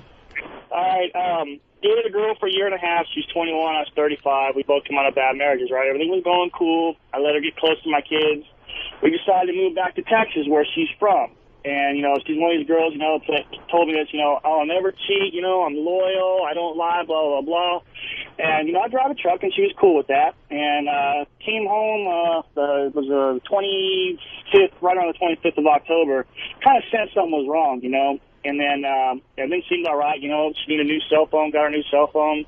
Go to work, call, say, hey, I'm going to be back this afternoon. Well, you're supposed to go to California. Automatically, the alarms go off, right? Well, all of a sudden, I need the space thing. And I said, hey, are you seeing somebody? Let me know. She says, no, it's not. Okay, so I get strung along for a week, and then just all of a sudden, just stuff wasn't adding up. So, being a former Green Beret, I called a friend, got into her cell phone, got a number I didn't recognize, and actually got a hold of this dude, started talking to him, and I go, how do you know my girlfriend Jessica? He goes, well, she's my girlfriend. I go, what are you talking about? He goes, yeah, we've been dating for about a week. I go, that's funny. Last weekend, we were sleeping in the same bed together. I go, she's talking about marriage and babies and stuff. I go, so I understand. Well, the reason I was calling to ask Patrice is, once she, she finally, I called him, she finally fesses up to it. All of a sudden, I'm the asshole now. I'm the one being treated like shit, and I didn't do anything wrong. And I want to know from Patrice, is that because of the guilt is taking over? The what? The guilt? Is it because the guilt is taking over? Is that why all of a sudden I'm the asshole now? Guilty about? Man, she's saying he's trying to find some kind of saving grace that she's guilty. Nah, man, let me tell you what you didn't do. You're 35, right? She's 21. Yeah. Your fuck game, you're not going to be able to fuck a young woman so that her body belongs to you. So you have to have her mind belong to you. You're not a big dick fuck machine that she needs for her body to be completely under your spell. You're a middle-aged man now. You're getting up there. You don't want to fuck as much. And you're on the road driving a fucking truck. But listen. Your mind ain't right. You first of all, she's probably too pretty for you in your mind. But she's not. You have to have her think, this is what you do. You have to have her convinced that her cheating and fucking another guy in some weird way, you're happy about it. You understand what I'm saying to you? You have to pretend to be happy about it because she's doing that for attention. Let me tell you something. Women cannot do anything by themselves. There's always a reaction to something you did. You understand? So this is her little way to go, hey, you're on the road, motherfucker, and you're not paying me no attention. I'm some hot whatever, and I can get pussy or I can get dick anywhere. I tell my girl all the time, it ain't no big deal. My girl could fuck anybody. But I make it seem like it ain't no big deal for you to fuck. I almost take the sting out of fucking, because fucking for her is not... It's not a fuck. It's easy for her to fuck. Then why were you keeping tabs on her during our Halloween show? I wasn't keeping tabs. Flavor Flav's posse showed up. Because I'll tell you what happened. Hold on, dude. I'll tell you what happened. Oh, this guy won't shut up. Okay, hold on. Shut up, Paul. Oh, I'm gonna tell you something, Obi. Ask Marcelino.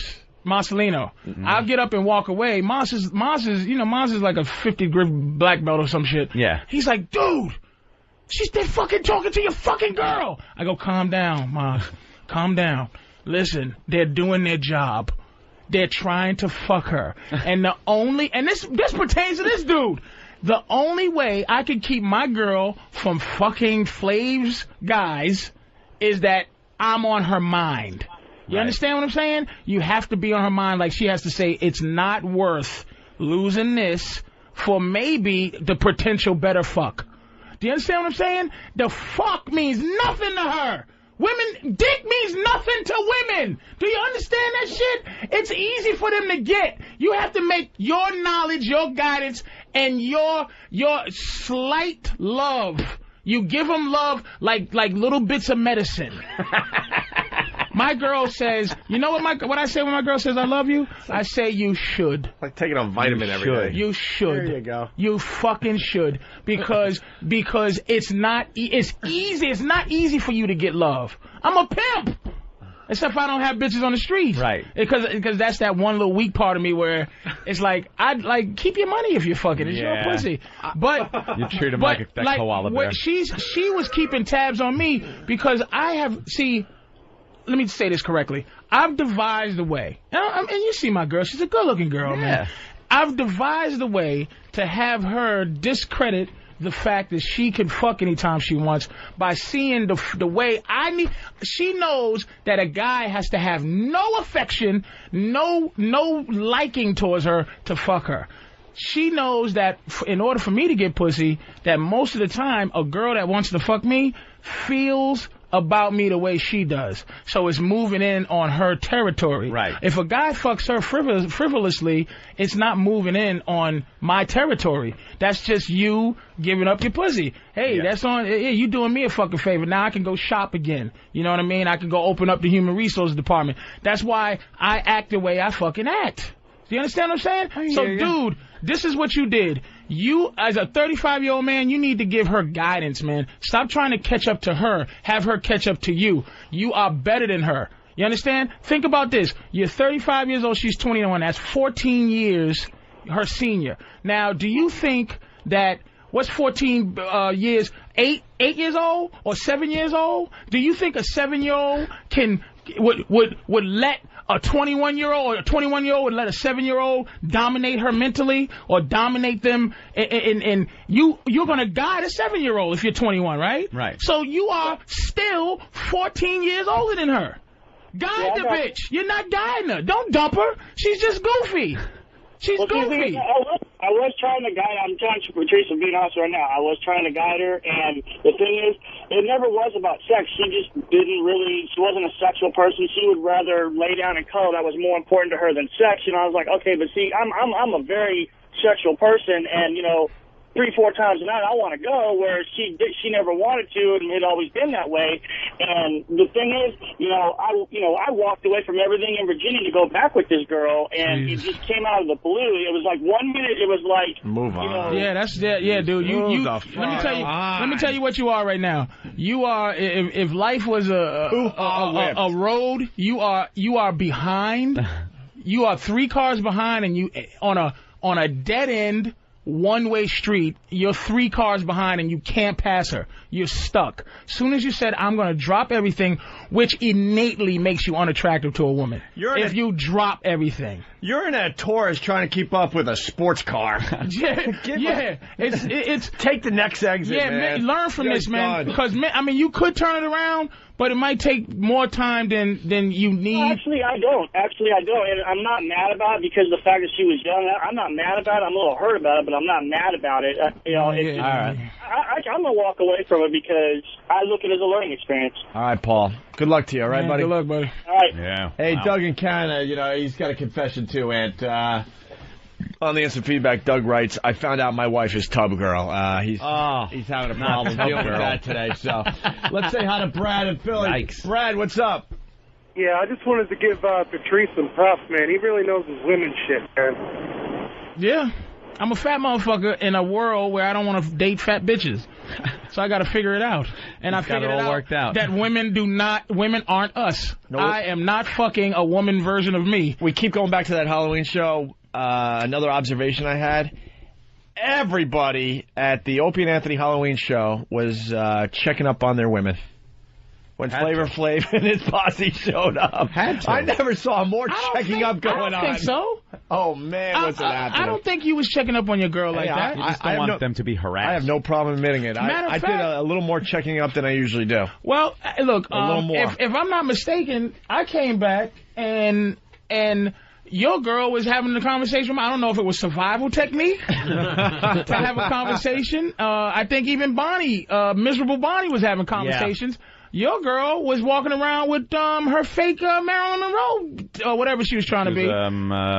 Nicole Smith. Nicole. She felt mighty comfortable. I'm telling you, no one was. I think more or less it might have been a safety thing. If anybody was a little more protective that night, I think it was more because it's like if a guy's trying to fuck her, it's just different from a guy harassing your girl where it's like, all right, dude, look. I know I went to the bathroom. You know she's with me. You tried. It didn't work. Can you not pull her by the side of her face, please? Yeah, it was more of a harassment thing. Can you not grab her drawers? Because she can't defend herself physically. Yep. Mentally, I think I got her prepared for you. But, you going to beat her up? Can I interrupt? Mighty Casey, very bummed today from Mudville. Oh, my God.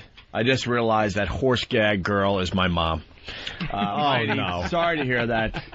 That's embarrassing. I don't know what we can tell you today, but was you checking up on your girl a little more at the Halloween party? A little bit. Make sure she's all right. I have no problem admitting that. Was there ever a moment where you actually was a hairy moment? No. Randy in Virginia, it was all good. She enjoyed your girlfriend a lot. She's a good girl. And I'm like, you said that with a surprise, motherfucker. And then because I'm like, you want to swing? That's what I'm saying. Then, like, I'm fast forwarding how's it swinging, old dog? Hold on, let me explain. So I'm fast forwarding in my head. I'm like, oh, God, I'm going to get the uncomfortable phone call from Patrice. Hey, I was talking to my girl, and she was talking to your girl. And, we take her out? Listen, you're sleepy. That'll be it. I'll be on a Stern show like, hey.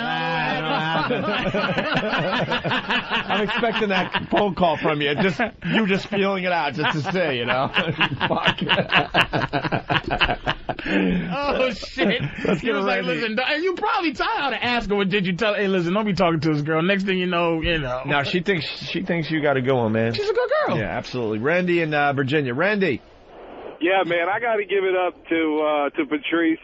Every time, is it me or is it like every time he starts talking about this shit, it's like, man, just shut the fuck up. You don't know what you're talking about. And then at the end, you're so enlightened. You're like, God damn, this guy has figured this shit out, right? Yeah, it's a belief system. He did. And it might be wrong. It's unreal. It might be wrong, but let me tell you something. If you're a soldier in the Army, right, and you are as tough as you think your commander is, and no matter what the fuck he tell you, if you believe in it and believe in the strategy, and they say, okay, this can't go on now, I could die, but he knows what the fuck he's talking about. Right. You follow that motherfucker. That's what women want. They just want a fucking soldier. They want to be a soldier and follow the right lieutenant. They don't want one that goes, I don't know. They want one that grabs them by the top of their head and says, look, man, you got to suck my dick better. All right, man. Got it all figured out, man. Patrice. All right. Amazing. We're having a good day today. I don't know how true this is. Let's say hi to Gene in Chicago. Gene. What's up with this Gene call? One moment, please. Mm-hmm. Wow. He's got a secretary. Oh, yeah. Karen Meyer, the deaf reporter from Chicago? Yeah.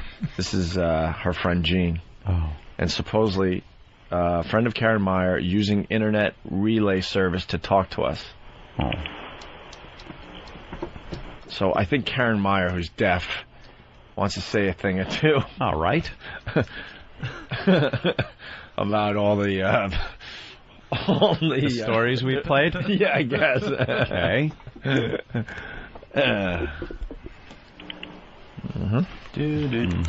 Oh, isn't deaf just a pain in the ass? And another thing. My God. And another thing. Did Tracy really go on Stern? That blows we wanted. Why are you guys so mean? Go ahead. So mean? Go ahead. Wait, could someone explain to me what's going on? Yeah, Go how does ahead. this work? Can you explain what the fuck's going on? Go ahead. Yeah, I've done this with the police department sometimes when the deaf call, and basically she's gonna translate, she's gonna type it in, hit enter, and then the other chick's gonna read it, and then. So the chick reading has nothing to do with this phone call. This is just an operator. Yeah, she's an intermediate. Are you an operator, Gene? Wow, she's not allowed to even talk. Is she? No. Why are we so mean, Anthony? Over. Go ahead. Oh, Jesus. This stinks. Takes a while. Please, God, don't ever let me lose my hearing. Please. Can I get 2 quarter pounders with cheese, no onions, extra pickles, and a small fry? Go ahead. Yeah, let's just fuck up the operator. Go ahead. What are you wearing? Go ahead. Well, go ahead. Go ahead. Your pussy smells delicious. Go ahead. Hello? A moment, please. Yes. Oh, what is that, a 2-inch clitoris? Go ahead. She's typing as fast as she can. Jeez. She is a nice lady who has worked so hard to get where she is today. That is not nice. I cannot hear this. It's the only way to communicate. Oh. All right. So Assholes. this is She said asshole. You didn't she said asshole. Go ahead. This is one of Karen's friends, I guess, and she is also deaf. Is that right? Oh, Go so ahead. we're not. Oh, friend of Karen. Wait, Gene? Gene's the friend. Oh, fuck. We're not even talking to Karen Meyer. We're talking to her. It's her friend. Her dumb deaf friend. Not dumb, just deaf. Just deaf. Gene. Okay, Gene's from Chicago. She's a friend of Karen Meyer. She's using internet relay service to talk to us. All right. Gene Keller. Good. Tasered.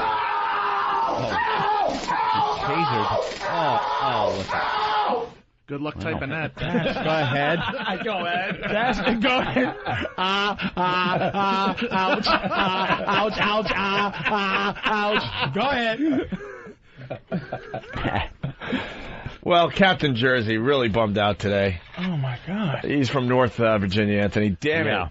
It's confirmed. My dad is a size queen on Ghetto Gaggers. Oh, Ghetto Gaggers. Oh, dude. Thank you for saying that.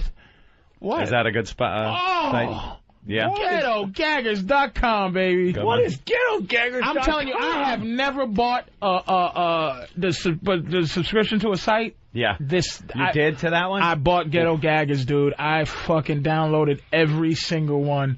It's just some corny white guy that goes, "Hey, honey, hey, have you ever been like reamed by? You ever been throat fucked?" And she's like, "Nah, all black." Yeah. And she just goes, "No, I'll do it today." And some dude, it's a fat dude with a small dick and a like a messy dude with a bigger dick.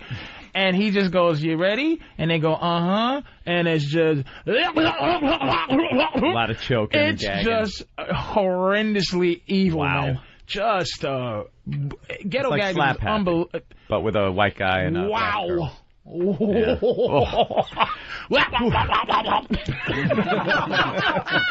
Over. Go ahead. Go ahead. Go ahead. All right. Look at that. Oh, Lord, it's despicable. Oh, it's just I jerked off. I'm going to tell you why I bought it. I jerked off to the sample movie. I never do that. To the white chick. I'm Paul R. Nelson. Go ahead. It's the light girl. All right. Oh, here's the sample movie? Yeah, watch how fast it goes by. It's like... I like how the GG and Ghetto Gaggers... Oh, yeah, okay. Wow. Look at the fat mess. Fat mess. Oh, he's my hero. Look at that messy small dick and it's still gagging. Wow. And there's the money shot. And they leave it there. It's so degrading. They leave it there. But I'm gonna tell you something. If you watching, you look at porn. You're not a porn watcher, but let me tell you, man. Japanese porn dudes. Yeah. Japanese porn is the single most sinister porn ever. That's what Jimmy says. Yeah. I watched a porno, and I swear to God, they are creative with their filth. Is two things I saw. One, a girl they made fuck with worms. They just pour worms on her, and then some guy fucked her in some worms, and she's just going, "Ay, ay, ay." Why? And he's just fucking the shit out of her with worms. It's degrading. I saw you played that on WebJunk. And then, and then the chair shot up in the air. Worm fuck. Worm fuck. So look at his chink and then fucking with worms. When I watched these two lactating Asian girls just squirt each other in the mouth with milk, and one they would go, "That's delicious," and then the other one would squirt her in the mouth. She go, and it was serious. It wasn't anything. Yeah, that's my new shit. No non-sexual sex shit. Just that's the new thing. Like my girl washing a hooker. Yeah. Without sexuality, just like scrubbing a hooker's underarms and making sure it's clean, just turned me. I lost it. They were seeing her go, "No, not ready yet." You're just getting past the point. Oh, you're over the edge, yeah. But first of all, don't judge me when you work with Norton every day. I know. Well, Norton has said that the Jap and the German videos are the worst. Something about being a conquered country. When you lose a war, you just turn to pornography. I caught some German porn. It's all about shitting and two girls chickens. Definitively out in public, just peeing in each other's mouth at the trolley stop. The trolley stop. Yeah, that's trolley. Good. Pete from Columbus, Ohio. I'm not sure if this is accurate, but let's try it out. The clip Patrice is talking about with the worms is on videos. Hold on. Yeah, why don't you type that in first before they crash this site, too? These bastards. There's too many horny guys that listen to us. Videos. Wow, is this updating like crazy today? Now I gotta find it. Hold on there, Thin. Where the fuck did it go? Who the what? Who the? I just lost it. Could be someone just plugging their site, though. Jab's fucking worms over. Videos. Yeah, go ahead. Where the fuck did it go? I'm serious. Yeah, I have the URL, but I can't find the thing. Oh my God! Sorry about that. I don't know where it is now. I got it. I haven't seen the instant feedback update this fast in a long time. A lot of people on. A lot of people on today. All right, you got it? What is it? The URL. I can't find the. Oh, okay. Maybe someone just plugging their site. It could be. All right. If we find it, we'll plug the site. All right. Listen. Why don't we take a break? Oh, Charlie, you had something? Yeah, can you please play today's show for best of this weekend? Because today was better than the rest of the week. Oh. Patrice and Borat rule. What about Paul R. Nelson? He was pretty good today. No, he just doesn't cut it. Well, no, today it was today in a XM commercial, so we had some of that today. All right, thank you, sir. I thought we had a real good week of radio. All right, why don't we take a break? Patrice sitting in for Jim Norton today. We meant to do this yesterday. Jimmy is in Atlanta all weekend. Do we know what club? Usually the Improv. Punchline? It's the Punchline? Let me check it. Oh, boy. How did Jimmy do? Killed? Yeah, we get to, it's so cool because Jimmy goes around the country, on almost every Friday and does his thing, and then we get all the calls Friday morning, for his Thursday night show, and yeah, the reviews were great. And it's like he's doing reconnaissance for us. Yeah, it's weird. He goes, hey, that market's good. It's catching on. He's playing the Punchline all weekend long in Atlanta, 404-252-5233. We're going to go to break with Jim Norton on Letterman 2 nights ago.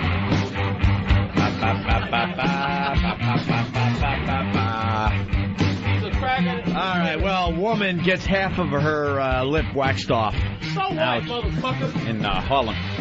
We were just talking about this yesterday with Tara Reid. When you're getting these things done, you got to do just a little bit of research. Well, she just thought she was getting a little hair removed from her lip. Yeah, but the women are doing this every day, and they're not leaving the store with only half a lip. Must have been using that rat trap glue that we use. Yeah. Yeah, about the girl that went to Mexico and got an ass transplant, and the guy put oil in her butt. Regular like motor oil? Motor oil in her butt. Shit. To give her ass a little shake. Oh, Jesus. They had to drain her butt cheeks out. No bullshit. Change the filter. No bullshit. They had to drain motor oil out of butt cheeks. She went to Mexico and motherfucker cut 2 slits in the booty and put motor oil in her butt cheeks. Yes. She's got to go back every 3,000 miles. Yeah. Put a little Jiffy Lube sticker when she's got to go back. And they sewed it up and to give it a oily jiggle. Yeah. And she had to, she almost died, and they had to release oil from her ass. Exxon. Oh. No bullshit. Well, that's what happens. Here's the story. You got to do your research is what we're getting at. A visit to the beauty salon turning into a lawsuit. A woman claims she got a lip wax that removed more than just hair. She ended up in the emergency room. Mercy Ago says hot wax disfigured her. Ago was a regular customer at the Master Nail Salon in Harlem. She says the wax was so hot it ripped off part of her upper lip. The worker applied some ointment and used bandages to alleviate the pain, but the damage, it was already done. The public assumes that they know what they're doing, that they're educated, that they're licensed, and that when the wax comes off, the hair comes off with it, and not your skin. This all happened. The salon says it is now doing its own investigation. Ow. Are penis pumps accredited? I don't think so. Shit. You use a penis pump? No, not yet. You're thinking about it? I want like a 10-incher. You're not that big, huh? I'm okay. It's not what I want. I want pain and suffering. So much for that stereotype, huh? No, mine's is soothing. Like when I'm poking a bitch with my finger, she's like, and I stop and then put my dick in, it's like, I have a make love dick. I don't have a hurt your fucking rib cage dick. That's all we got on the freaking lip lady, I guess. That's it. Lipless hoe? It was visual. You just gotta do your research. Yeah, the pictures are horrific. She had a big black lady? Yeah, and she had one half was still the mustache because she only waxed that one half, and the other half was a big. You gotta do the other side and make it match. What the hell? I know. Unfortunately, it was the first half of a mustache that ripped off the skin. Now, my girl had a bad wax day. Yeah? Fucked up. Now, where? Now, there. Yeah. And it didn't destroy her, but it just was like, oh. And then I said, look, we have pussy day from once a week. So I shave her with a... Oh, you do? With You clippers. have pussy day? Pussy day. Aw. Where it's very business-like. It's like, I shave her legs, shave her pussy into whatever shape she wants her hair when it grows back. Wait, she doesn't go bald? She doesn't, She likes to have a little hair do something. Something. So I'll shave like a little. Is it up to you to pick the shape? Yeah, maybe a thunderbolt, maybe a fucking, maybe a heart, maybe a fist, a power fist. Black power. Black power fist. And then right after I wipe all the hair off, I'd eat a pussy. So she come, and it's very businesslike, and it's very thank you very much, sir. Not a hair in your mouth? And I go downstairs and... You don't got hair in your mouth? It's pussy day. It doesn't matter. Stubble? It's pussy day. And then go downstairs and play a video game. I give her a release. I give her a happy ending. You're a good man. And I go downstairs and play my video game. She goes to sleep. Good boy. People are saying, Patrice, if you didn't have a fat pubis, you'd have a 10-incher.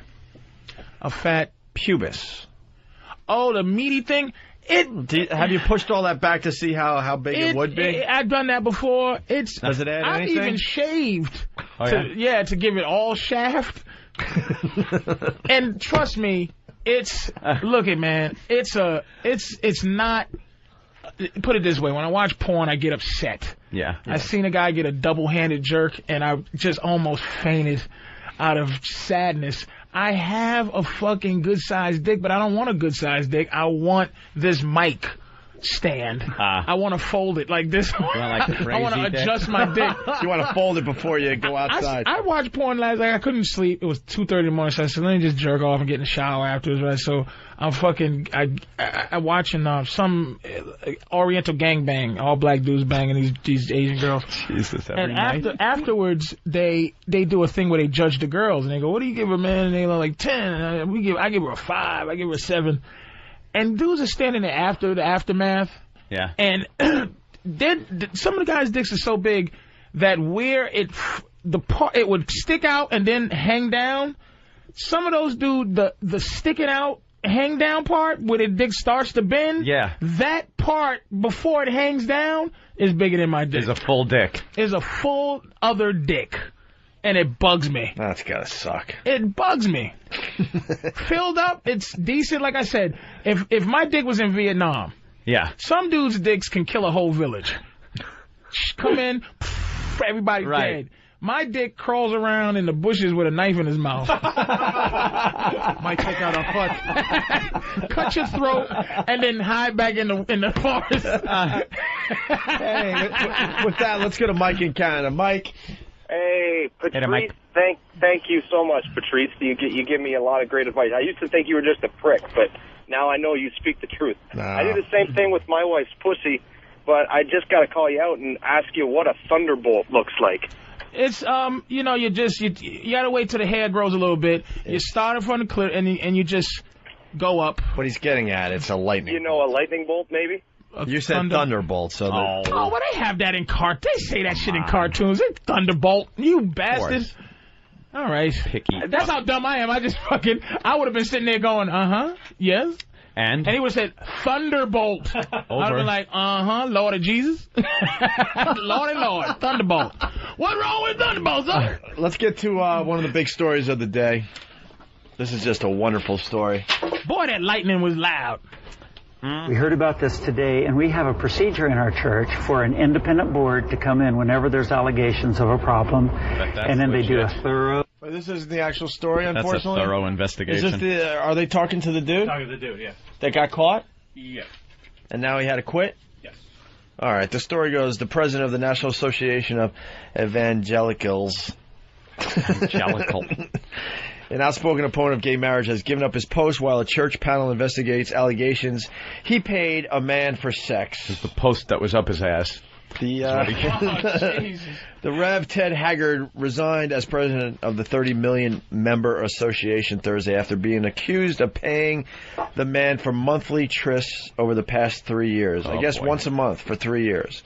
Haggard, a married father of 5, denied the allegations, but also stepped aside as head of his 14,000-member New Life Church, pending an investigation. I am voluntarily stepping aside from leadership so that the overseer process can be allowed to proceed with integrity, he said in a statement. I hope to be able to discuss the matter in more detail at a later date. In the interim, I will seek both spiritual advice and guidance. And I guess they got to interview him on CNN this morning. We heard about this today, and we have a procedure in our church for an independent board to come in whenever there's allegations of a problem, and then they do a thorough independent investigation, and they have the authority to fire me or discipline me or to exonerate me. And so they've received a phone call already, and they'll be coming in and talking about this and investigating it and deciding what they need to do. So they've already started that process? We started that process tonight when we got the word. I received the word this afternoon that there were questions rising, and my name had been mentioned in Denver. And so actually it was your calls tonight that confirmed that I was the one he was going to talk about tomorrow morning and make the allegations against. And so we have a system for that. It's totally independent of the church. It's a group of men that will come in and meet with the person making the allegations and then do the research and then discipline me if I need to be disciplined, fire me if I need to be fired, or exonerate me. Nah, he's hoping for the Sounds discipline. like he's looking forward to it. He's hoping for the discipline.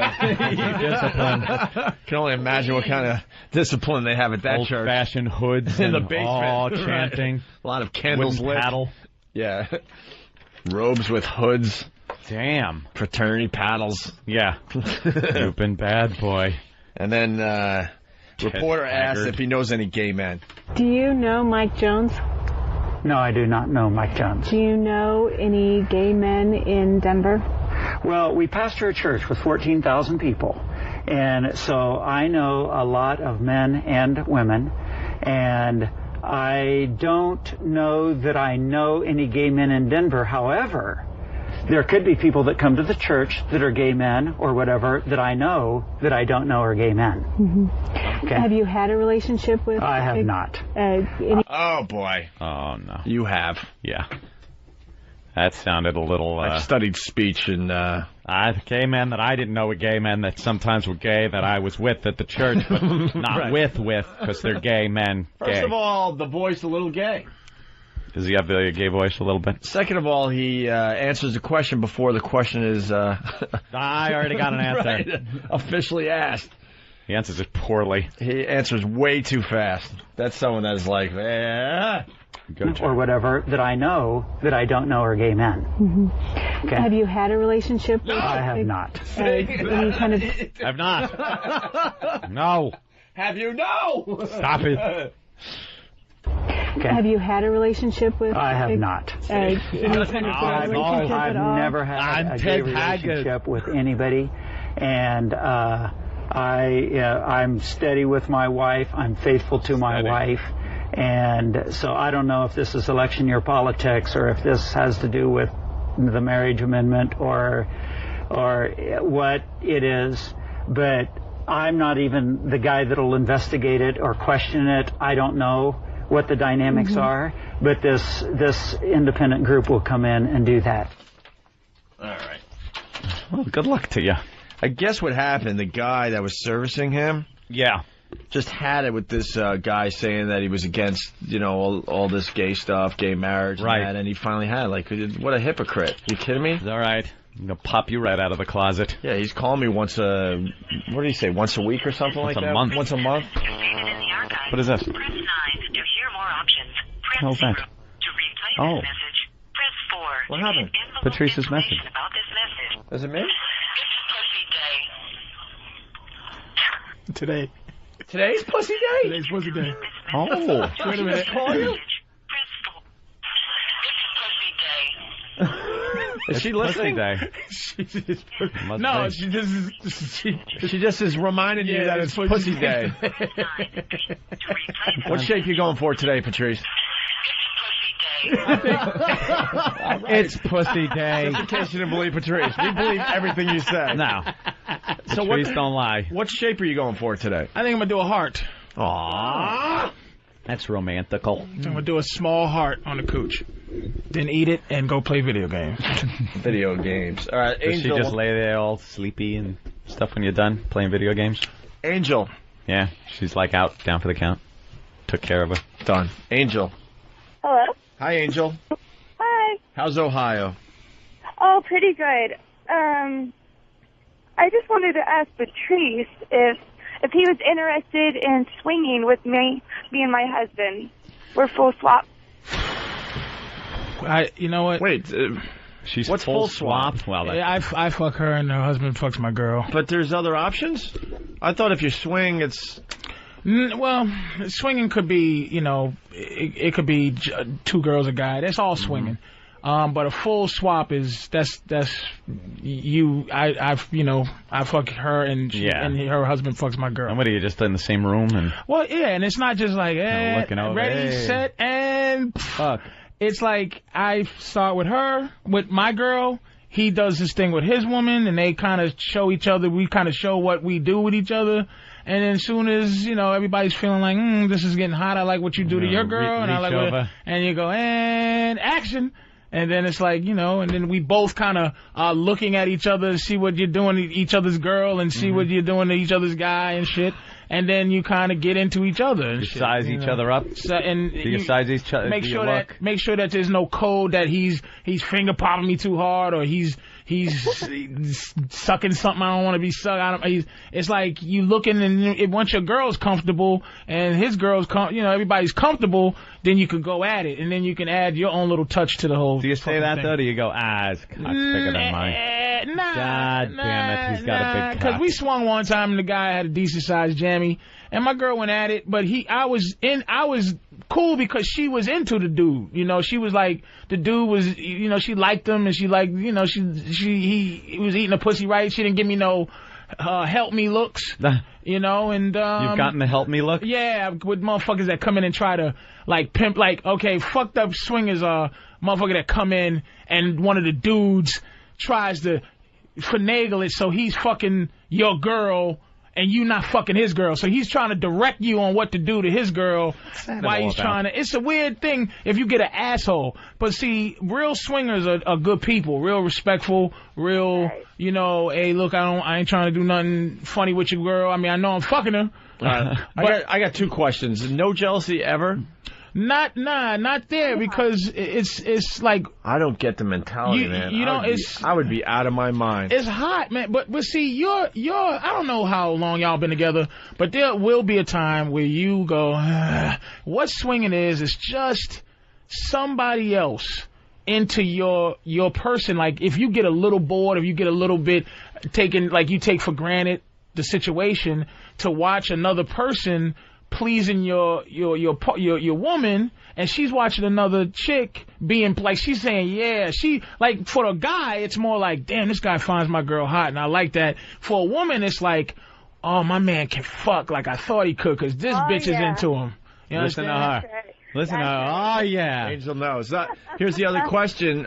Do you worry when you're in one of these situations and this guy is really turning on your woman to the point where she wants to now leave you for him? No. Oh, hell. That's not how it goes. Nah, wow, it's not. It's like you want that to happen. I have no clue. It's like you just want, especially because swingers probably most of the time during their own personal sex life are animals. You know what I'm saying? Me and my girl, when we have a real session, man, we're just despicable people. So it's like it's normal fucking when you're swinging. It ain't what you do at home, because if you swinging, you're not regular fucking at home. You understand? You're not doing no missionary, and she's not going yay and yay. She you know, she's being choked, she's being peed on, she's being tied up, and now it's like, hey, let's do a little swapping thing. Because, you know, and that's what swingers are despicable anyway. But I say that in good terms. And you just the only thing bad is if you get an asshole. If you get like a girl that like the guy might come. This is another thing. A guy might come with a bitch that ain't his girl. I thought you kept saying when you get asshole. No. When you get an asshole, when you get a fucking dickhead, right? I'm thinking not a dickhead, but when you get when you get a jerk. No, not a jerk. We sure do use a lot of sexual terms for idiots. Somebody's foolish. The first time you said it, I swear to God, I'm thinking. You know, when you get an asshole, I mean, that's like a very rare thing. When you get a girl, that's where they draw the line. Look, you can fuck my bra, but not in the ass. If y'all not into each other as much as, like, if she's into me, but my girl ain't into him, it's ugly. Or if he brings a girl that he pretends to be his girlfriend, but it's not, so some hoe, it's just some bitch. it's not good. It has to be two. Swingers are good people. That's what happens. Swingers are good people. All right, enough of that. Wow. Angel, so you guys want in? Yeah. Full swap, Patrice? I can't just say full swap right now. And another thing, you know what happened, Angel? I'm gonna be honest with you. My girl is almost 51%, 49% in favor of women. She's. Oh, I am. And women too. And I don't know about your husband or your man, but I hate balls. And my girls do. My girl does. We hate balls, Angel.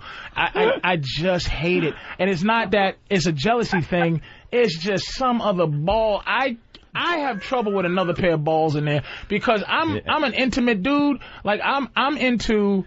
I want two girls to lick my nipples. I want fucking one sitting on my face and one riding me. I don't. Oh my gosh. I just don't really want another guy's balls.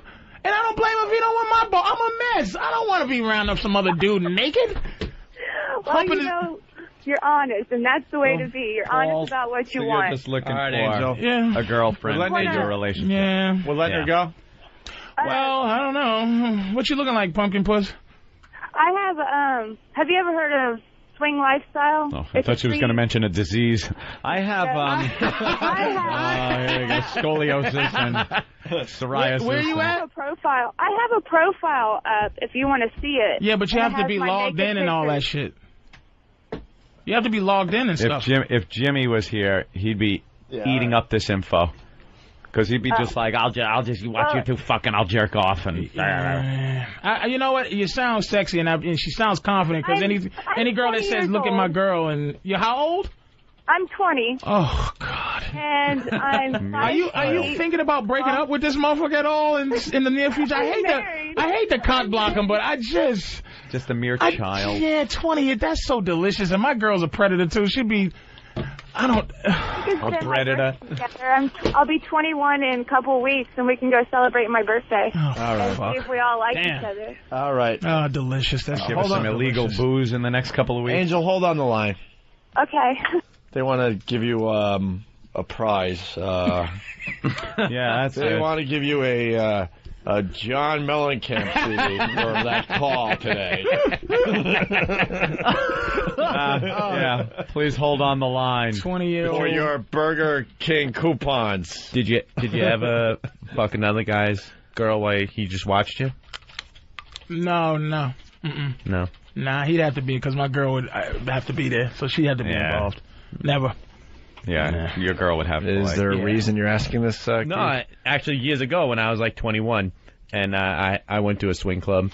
Because back in the let me tell day. you something. Civil servants are the dirtiest. Cops are the filthiest sons of bitches you ever see. Fucking Keith, the cop, swings now. But he's a cop. You know, you can't say it. Look at Keith. Look at his eyes. You telling me Keith don't do some evil shit? He's an officer of the law, my friend. That's right. I know he can't admit it. A respectful man. Here's what I'm saying. These are called allegations. See, you are alleging. I am alleging. You are alleging. That said Keith is a nasty motherfucker. Oh, Jesus. All right, I have to kill you because you saw me. Put that away. DJ, anal light bulb from Post Whores. I've never heard someone say, I hate balls that casually. Holy shit, I'm dying over here. Yeah. Hey, Patrice, when are you going to do another Black Phillip show? Let us see. How about December? First week of December. Why that late? Fucking out of town for the next Throwing a few date weeks. out. All right. We'll figure it out off air because everyone's asking. Because now the questions are coming in about swinging, and this is what Patrice would do on his show. Oh, yeah. Tim in North Carolina. Yeah, I want to hear Paul R. Nelson. Please play it for me. Oh, shit. All right. We'll end the show with that today. I promise, Tim. One last time. Paul R. Nelson remix. The election is around the corner. Ryan. Oh, by the way, if you're just tuning in, make sure you listen to the replay because we did talk to Paul R. Nelson. Yeah, the real Paul R. Nelson. Yes, we did do that. Ryan, what's up? Yeah. Hey, how's it going, guys? What's up? Hey, man. Hey, I had a question for Patrice. Me and my wife were wanting to get into swinging. I must say first, congratulations, man. Both have the American dream. Women that like to have their cake and eat it too. But what's a good way to get into swinging? Go to a swing club. And then and then you meet somebody who's deep in the game, and then they give you. It's a very it's a very secret society. Like, there's places you can go, but what you want to do your first time is meet like a unattractive old couple that have been doing it forever that you wouldn't want to fuck. So like a video game, you got to work your way up. Yeah, it's levels. Got to work your way through levels. The Russian gangsters, then the Chinese ones, and then the fucking boss. You want to figure out how your character moves. Yeah, you got to figure out. It's like the training fucking level. And then you got to push XX, up, down, square, left, right, Y. Triangle, L1. And I go immediately, give me the cheat codes away. You just meet an old couple, and they'll tell you all the places to go, because the best ones are like at someone's house and stuff like that, because it's like a swing party. Yeah, it's really on some old everyone's nice shit. It ain't like everybody fuck. It's just like, hi, how are you? And wow, she's beautiful, and you're beautiful, and you have blah blah blah, and you have to have a lovely home here. Serious, that's it, man. You just have to learn from better swingers how to really get into it, and don't go on like fucking ILoveYou.com and no shit like that. Right. It's bullshit. All right. We should go with that bit. Hi, would you like some? Wonderful. Is that a Chippendale chair that you got? Because I remember, me and my husband had gotten one, and it was just the most lovely.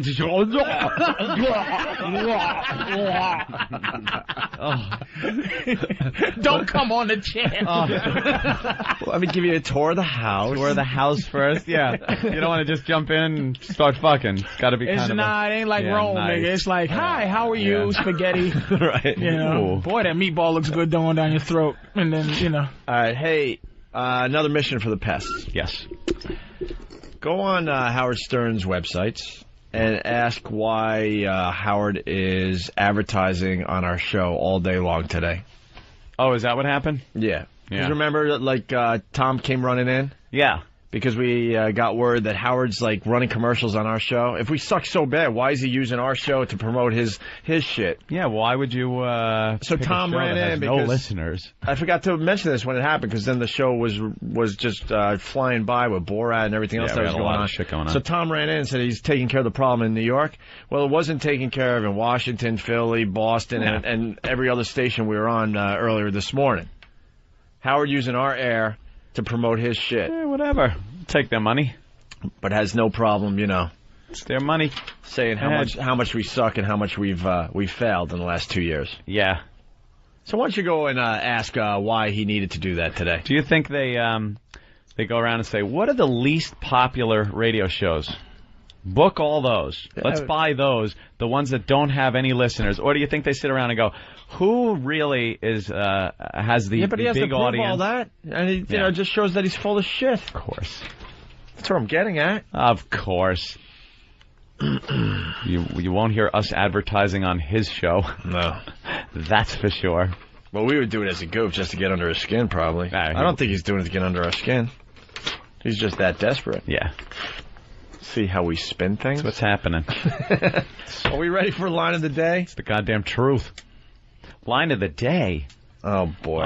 Everyone wants to know where they can see Patrice. He's going to be at the Helium Comedy Club in Philly. No, sometime. 17th, the 17th, 18th. You got it all figured out? Yes. You usually come in here with like a very vague plug. What's today's date, Dan? November 3rd. Okay. 2 weeks from today? Not November 10th. Oh, boy. Right now they're thinking November 10th now. No, not November. So we got November, that Thursday, November 15th, 16th, and 17th. No, November 16th. God. Listen to me. No, listen. Don't go nowhere. November, erase everything they just heard. November 16th. Which is a Thursday. 17th, which is a Friday. And 18th. Which is a Monday. Which is a... and that is at the Helium Comedy Club in Philadelphia, PA. Right. The Helium Comedy Club in Philadelphia, PA. All right, we got a guy calling from Philly. It's Jim. What's up, Jim? Hey there, Jim. 15th, 16th, 20th. Okay, got it. No worries. Patrice, when you come down to Philly, we'll have to hook you up. I actually DJ at one of the clubs, and we'll have to get you and your girl in for nothing. Oh, thank you, sir. Bring you down, have a good time. Thanks, man. We're It's a good time. Interesting, always. Thank very you. Good, bro. Thank you, sir. Let's say hi to Kenny in Jersey. Kenny. Yeah. Today I learned from Patrice that he doesn't mind eating chickens because chickens live a chickeny life. Do you believe you said that? Like, you know how chickens are. What? Just walking around being chickens and shit. They just lead a chickeny life. These motherfuckers just bark till they die and Run shit. up the ramp, run down the ramp. Nick in Ohio. Peck. Nick. Repeat. Hey, what's going on, guys? Hey. Well, I had something else, but now that you're switching on lines, I think line of the day would be Patrice O'Neill. I learned that his dick is running through the woods in Vietnam with a knife in his mouth. That was a great line. Yes. But he spelt it out perfectly with that analogy. Great line. All right, punch it out, guys. It's all about being able to communicate. I want to know if you've ever been to a key party. What is Never heard of that. That might be above my So old knowledge. school. That's old school swinger. You know throw key party? It's like one of those things that used to be like in Playboy magazine. Back in the old days, you come in, you put your keys in a big hat or a bucket or something, and then they would pull the keys out, and whatever key you got was what couple you went with. That's pretty fucking cool. The key party. That certainly I haven't been up But to those that. haven't been around since fucking. But that would be cool because that would be certainly Jerry exclusive. Lewis and Dean that would Martin. be super exclusive. That would just like be everybody there would want to fuck each other. Right, So you don't know who you're getting. Yeah, that'd be cool. All right, so they all better be good. Let's get into line of the day. You don't want to get the keys to an old Rambler. What the fuck is this? That's the Ferrari keys. Line of the day, sponsored by BowDogFight.com. Log on and watch American fighters battle for the right to represent the U.S. in a bout against the Russians. It's all on BowDogFight.com, a mixed martial arts tournament and docu-reality unlike any seen before. We got two runner-up lines of the day. Two runner-ups. Here's the first runner-up line of the day. And I eat 14 hamburger and 2,000 packets of this red soup that's called ketchup. And now this morning, after what just happened, my anus it hang loose like a mouth of a tired dog. He killed. Ah, is that funny? Yeah, we didn't know how to handle it. We weren't sure how to handle him, I should say, but he made it real easy. Rock, man. All right, here's the other runner-up line of the day. Anal. A lot of women have been talking about your film and saying that it doesn't show them in the best light. Like you. Thank you very much. That's it. That's good. That was funny. I like the taking photographs of women making toilet. Making toilet. Or making the toilet, Making the toilet, yes. I don't know what he said. He just say it. I'm going to congratulate Patrice O'Neill. I think he got line of the day. Oh, okay. Oh. Here it is, line of the day. I don't know. I'm just guessing. Jimmy's song gets cut off again. I was professional. I was going to talk up to the singing. All right, just play it. Here comes line of the day, line of the day.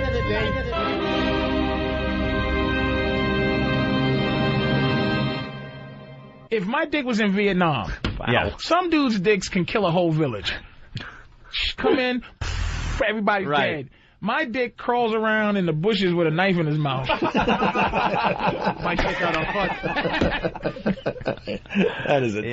That's a great line. Wow, you guys pull that one fast. Yeah, no kidding. You beat out Borat. Helium Comedy Club, Patrice O'Neill. The 16th, 17th, and 18th. I got it. November 16th, 17th. November 52nd. Consecutive takes. And Foot, you got to plug? Comedy Cave in Calgary, Canada. Cut the shit. The Comedy Cave? In Calgary, Canada. I killed him in Cucamonga. One of Lumberjacks, I guess, the 7th through the 12th. See, Please leave it in you prove we're not friends. Mics are just about to be turned off and you're already out the door. Patrice has to leave before He's we're already done. up. I understand. I didn't see him out on the sidewalk making a call. It's Pussy Day, though, so I don't know. Oh, Pussy Day. Get the hell out of here. It is Pussy Day. He's You gotta leave early. He's got to go to like a stationery store and get all those things and figure out what shape he wants. What are they called? Yeah, boss. Yeah, I gotta leave. I gotta leave early. That Johnson account's gonna have to wait. Yeah, Pussy Day. You understand, boss, right? And everything. Boss understands. I thought it was done. Who's not going to give you a sick day for Pussy Day? Secretary, could you run to the store and get a card? It's Pussy Day. Thank you. Get me the read file. Pussy day.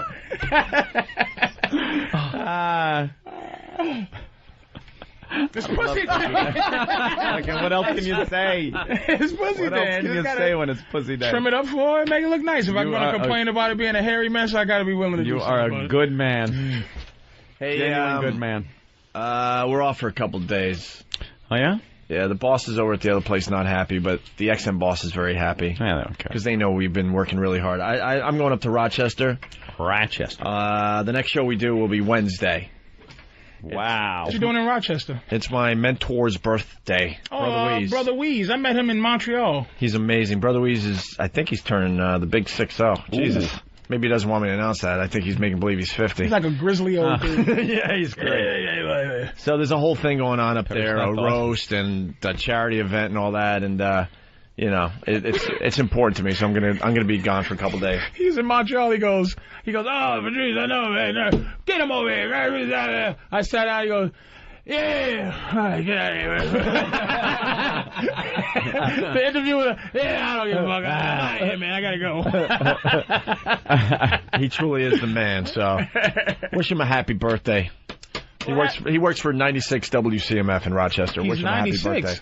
Nah. Oh, he works. Okay. Well, I think it's the big 6-0. I'm not sure. Happy birthday, brother. All right, so we'll see you guys on Wednesday, okay? Yes, see you Wednesday. Have a great long weekend, and we'll talk soon.